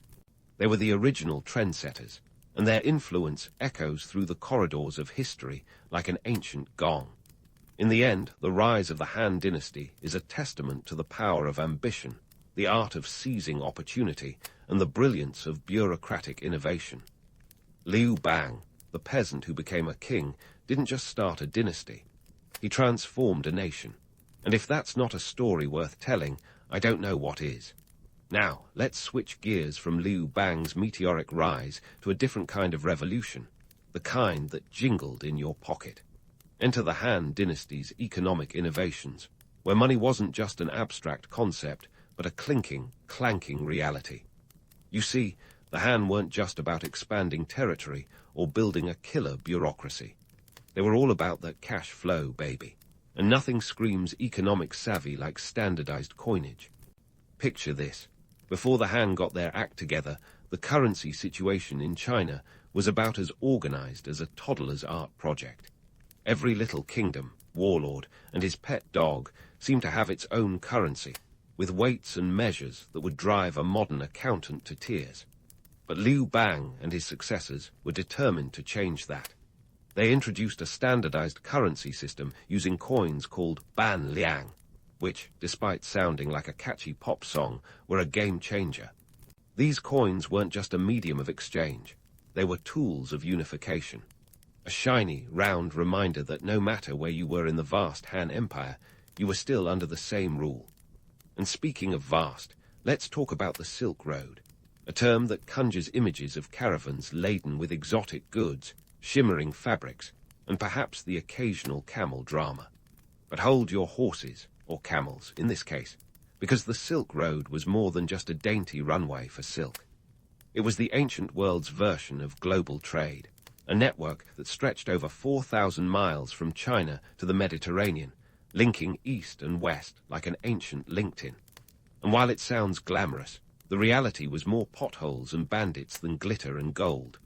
Sure, silk was the headline act, so much so that Roman senators apparently banned it, fearing it would lead to moral decay. But the Silk Road was also a conduit for everything from spices and precious stones to ideas and diseases. Yes, diseases, because what's a little commerce without a side of contagion? But let's not dwell on the downside. The Silk Road also carried Buddhism and various technologies, giving the world a cultural exchange that would make any modern diplomat proud. The logistics of running this trade network were anything but glamorous. Picture the ancient equivalent of a supply chain manager, juggling camel caravans, dealing with dodgy traders, and trying not to lose your goods to the local warlord who fancied a new silk robe. The Han Empire had to invest heavily in infrastructure, building roads and installing way stations like ancient pit stops for weary merchants. And while the merchants were out there braving the elements, the Han administration was busy collecting taxes and ensuring that the empire's coffers were as full as possible. And let's not forget about iron. If silk was the diva of the trade world, iron was the dependable roadie. The Han dynasty revolutionized iron production, turning it into an industry that could support their massive infrastructure projects. From plowshares to weapons, iron was the backbone of the Han economy, and the state-controlled ironworks were like the ancient precursor to industrial monopolies. The government regulated everything, ensuring quality and maintaining a tight grip on production. It's like they were playing an ancient version of Monopoly, only instead of hotels, they were collecting smelting plants. But remember, no empire runs on good intentions alone. The Han dynasty's economic machine was a complex beast, powered by the sweat of countless laborers and farmers. These were the unsung heroes, toiling away to produce the wealth that fueled the empire's expansion. And as romantic as the tales of silk and spice might be, the reality was that trade required an immense amount of manpower. Camels might have been the ships of the desert, but it was human hands that loaded and led them across treacherous landscapes. In the end, the Han dynasty's economic innovations weren't just about making a quick buck or two. They were about creating a cohesive system that could sustain an empire. By standardizing currency, opening up trade routes, and industrializing iron production, the Han set the stage for a vibrant economy that would influence the world for centuries to come. While the myths of the Silk Road and coinage may shimmer with romance, the gritty logistics and economic realities reveal a story of human ingenuity and ambition. And yet, there's more to this dynasty than just trade and coinage. The Han were setting into motion forces that would resonate throughout history, from economic practices to cultural exchanges.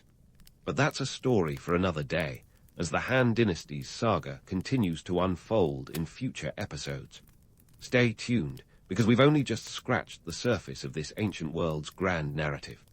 And speaking of grand narratives, let's peel back the silk curtain on the daily grind of Han China, where the Confucian ideals that looked so shiny on scrolls often hit the rough cobblestones of reality. You see, Confucianism was more than just the philosophical flavor of the month. It was the glue holding together the sprawling Han society. Its tenets were like a moral GPS, guiding everything from family dynamics to government policies. Confucius himself was a bit like the ancient world's Dr. Phil, dispensing wisdom on how to live harmoniously, but with a lot more gravitas and a beard that could rival Gandalf's. Here's the kicker, though. While Confucianism preached benevolence, respect, and moral integrity, the actual practice often resembled a soap opera more than a serene philosophy seminar. Sure, the emperor was touted as the son of heaven, the ultimate paragon of virtue and wisdom. But let's not kid ourselves. Behind those palace walls, there was more backstabbing than in a game of ancient Chinese Clue. Power plays and corruption were as much a part of the Han court as the imperial seal. Take Emperor Wu, for example, whose reign from 141 to 87 BCE was marked by both phenomenal expansion and enough intrigue to make Machiavelli blush. He was a visionary, all right, but also a master of political chess, outmaneuvering rivals with the finesse of a seasoned diplomat. Yet even he wasn't immune to the murky waters of court politics, where favors were traded faster than silk on the Silk Road, and loyalty was as fleeting as a summer rain. Meanwhile, out in the provinces, the average Han citizen was trying to keep their head above water in a society that demanded more than just a nod to Confucian ideals. For the peasant, life was a relentless tug-of-war between heavy taxes and the need to feed the family. Picture this: a farmer working his plot of land, which he may or may not own, with the imperial tax collector looming like a dark cloud over the horizon. Taxes could consume up to half of a peasant's produce, and if the harvest was poor, well, good luck explaining that to a bureaucrat with quotas to meet. But it wasn't all doom and gloom. Festivals offered a much-needed respite from the daily grind. The Han knew how to throw a party, with the Lantern Festival lighting up the night like an ancient times square New Year's Eve. Dancing dragons, floating lanterns, and enough fireworks to make your local 4th of July look like a backyard sparkler show. And let's not forget the role of women in this social tapestry.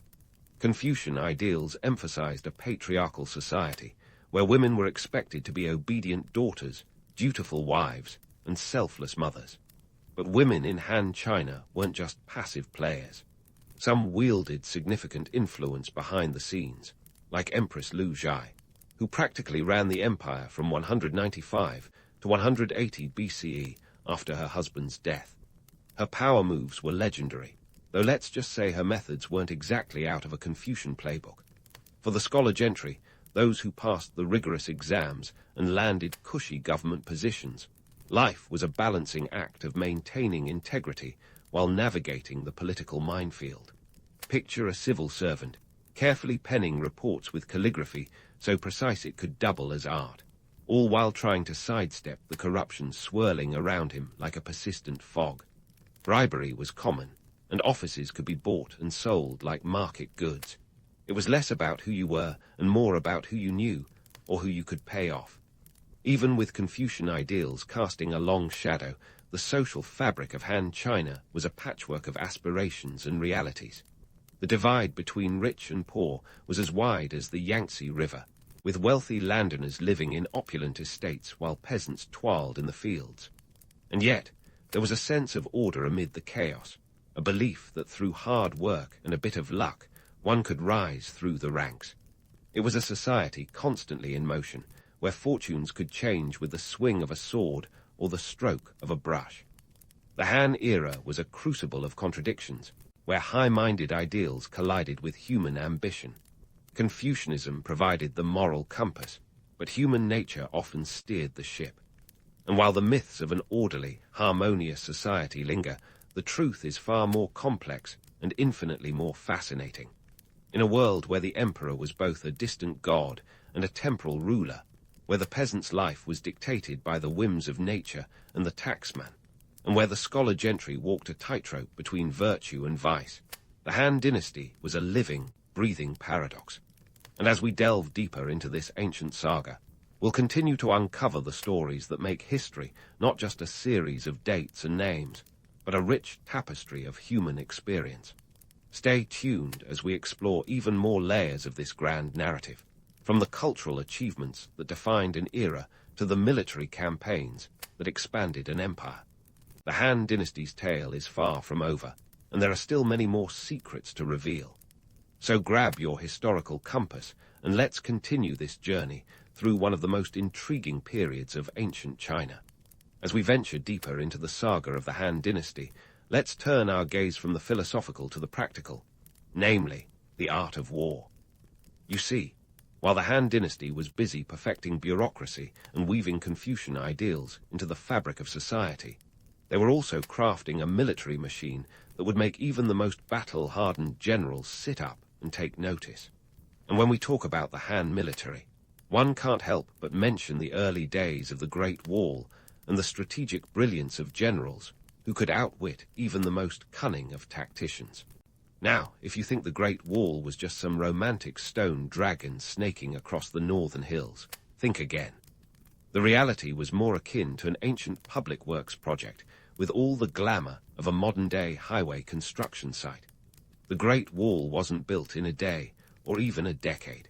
It was a patchwork of walls cobbled together by different states long before the Han.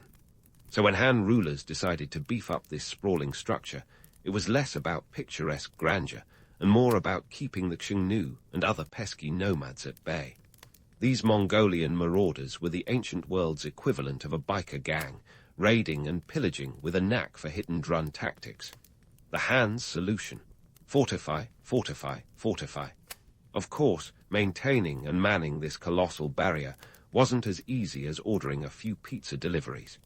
It involved a logistical nightmare of supplies, labor, and strategic positioning. But hey, when your empire spans millions of square kilometers, you've got to keep the neighbors from borrowing sugar. And by sugar, I mean your cattle and grain. Speaking of strategic brilliance, let's tip our hats to Wei Qing and Hugh Quabang the dynamic duo of the Han military. These guys weren't just generals. They were chess masters playing on a board that stretched across the steppes.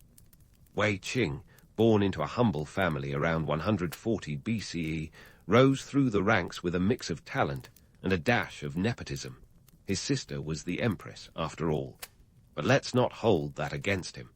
Wei Qing was a military genius, orchestrating campaigns that pushed the Xiongnu into retreat like pieces in a grand game of Go. Hugh Quebang, on the other hand, was the young prodigy of the Han military, a wunderkind with a penchant for bold, swift attacks. If Wei Qing was the tactician, Hugh Quebang was the audacious daredevil, leading his troops into enemy territory with the kind of fearless abandon that makes movie heroes look tame. By the age of 18, he'd already secured a major victory against the Xiongnu, earning the title of Champion Marquis. His campaigns were the stuff of legend, but let's not sprinkle too much stardust here. These victories came with a hefty price tag in terms of manpower and resources. And here's where the myth of frontier life meets the gritty reality. Romantic tales might paint the Han frontier as a land of opportunity, where brave soldiers defended civilization against the chaos of the wild. But the truth was more about mud, mosquitoes, and the constant threat of getting an arrow in the back. Life on the frontier was tough, with soldiers stationed in remote outposts, surviving on meager rations and occasional dispatches from the capital. It was a life of constant vigilance, not just against the Xiongnu, but also against the elements and the creeping sense of isolation. The logistics of keeping an army fed, clothed, and equipped on the frontier were akin to juggling flaming swords while riding a unicycle. Supplies had to be transporting over vast distances, and the cost of maintaining these far-flung garrisons was like trying to fill a bathtub with a leaky bucket. Yet, despite the challenges, the Han military machine kept churning, thanks to a robust supply chain that would make Amazon blush. But it wasn't all about the stick. There was the occasional carrot too. The Han strategy wasn't just about building walls and waging wars. It was also about forming unexpected alliances. Diplomatic marriages, trade agreements, and political maneuvering were all part of the empire's toolkit. Just as you'd expect from a dynasty that mastered the art of bureaucracy, the Han knew that sometimes winning hearts and minds was just as important as winning battles. Yet, for all the strategic genius and military might, the Han military campaigns weren't without their controversies. Critics at the time, and historians today, question the human cost of these campaigns. The relentless march of the Han army brought not just glory, but also a trail of hardship and displacement. The burden fell on the common soldiers and civilians, drafted into service or caught in the crossfire. It was a stark reminder that empire building often came at a steep price, a truth as old as history itself. In the end, the military prowess of the Han dynasty wasn't just about conquest, it was about survival. It was a constant balancing act between expanding borders and maintaining control, between the allure of glory and the harsh realities of frontier life. The Great Wall stood not just as a symbol of defense, but as a testament to the lengths an empire would go to protect its people and its legacy. As we leave the battlefields and return to the heart of the Han Empire, let's keep our eyes on the horizon. The story of the Han dynasty is far from over, and there are still many chapters to unfold. From the cultural triumphs to the political intrigues, this ancient saga continues to captivate, reminding us that history is not just a series of events, but a tapestry of human endeavor, ambition, and resilience. So stay tuned as we delve deeper into the legacy of the Han, exploring the stories that shaped a civilization and left an indelible mark on the world. So we've traversed the highs of the Han dynasty, but even the mightiest empires must face their twilight. The Han, like a once glorious rock band, found their decline mired in internal strife, external pressure, and the inevitable encore of dynastic cycles. It's a tale as old as history itself. When you're on top, the only way left to go is down, and the Han dynasty was no exception. First, let's talk about internal strife. If you thought the Han bureaucracy was all neat scrolls and orderly ranks, think again. By the time we hit the late Han period around the 2nd century CE, The imperial court was less a seat of governance and more a soap opera, complete with power-hungry eunuchs and scheming relatives. These weren't just minor squabbles, folks. They were all-out power struggles. The eunuchs, wielding influence like a double-edged sword, were the real puppet masters in the court.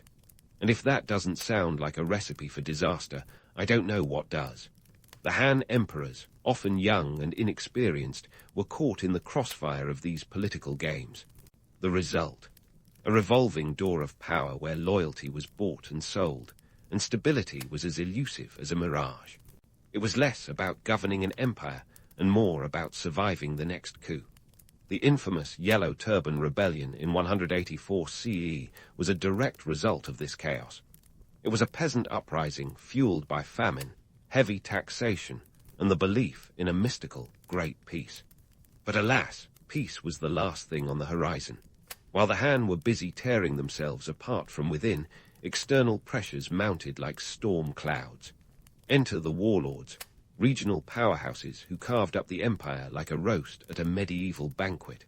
The most notorious among them was Dong Zhuo, a general who swaggered into the capital, Luoyang, and took over like it was his personal fiefdom.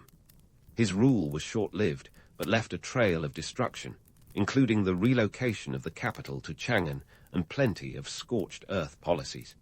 Now, let's talk about the Xiongnu and other nomadic tribes who saw the Han's internal turmoil as the perfect opportunity to strike. They swooped in like vultures, picking at the fringes of the empire and adding to the chaos. The Great Wall, once a symbol of Han strength, now seemed more like a crumbling relic. The military, overstretched and under-resourced, struggled to hold the line.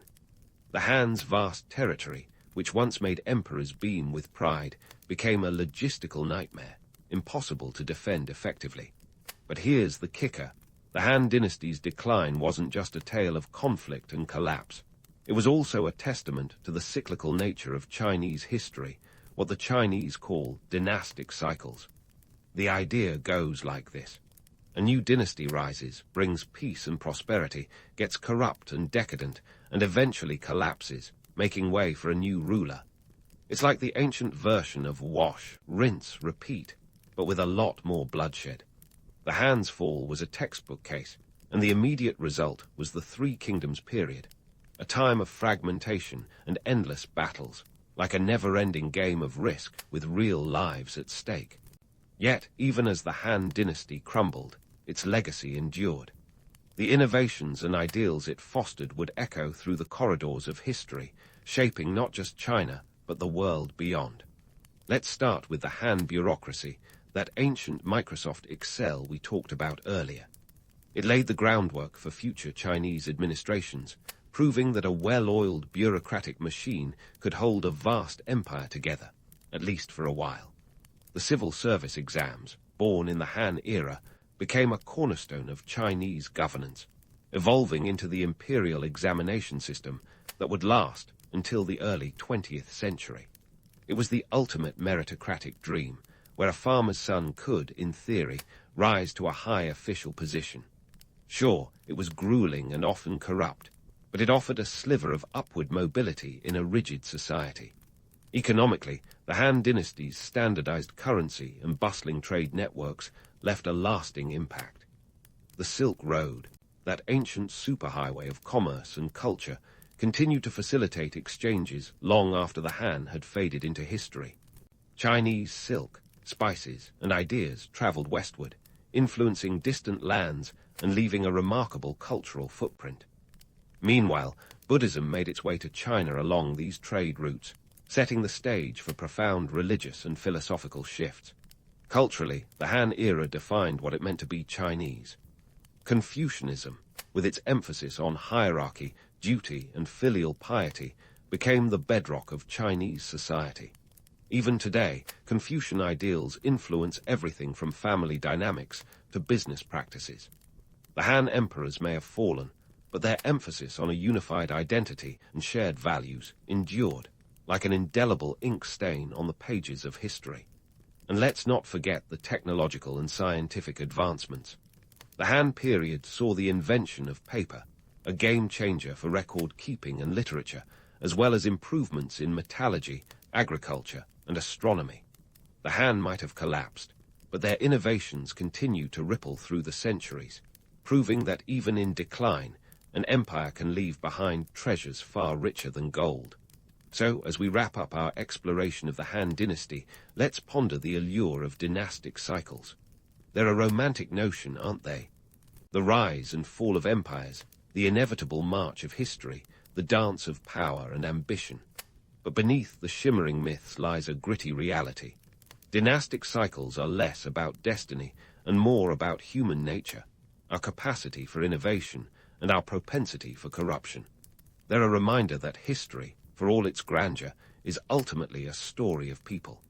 In the end, the Han Dynasty was more than just a chapter in the annals of Chinese history. It was a crucible of change, a testament to human ingenuity and a cautionary tale of power and its pitfalls. Its legacy, like the distant echo of a gong, continues to resonate, reminding us that history is not just a series of events, but a tapestry woven from the threads of ambition, resilience, and the relentless pursuit of something greater. As we close the book on the Han Dynasty, let's take a moment to consider its impact, not just on China, but on the world. The echoes of its achievements and failures continue to shape our understanding of governance, culture, and the inexorable cycles of history. And while the Han may have fallen, their story endures, a testament to the enduring power of human endeavor and the indelible mark it leaves on the world.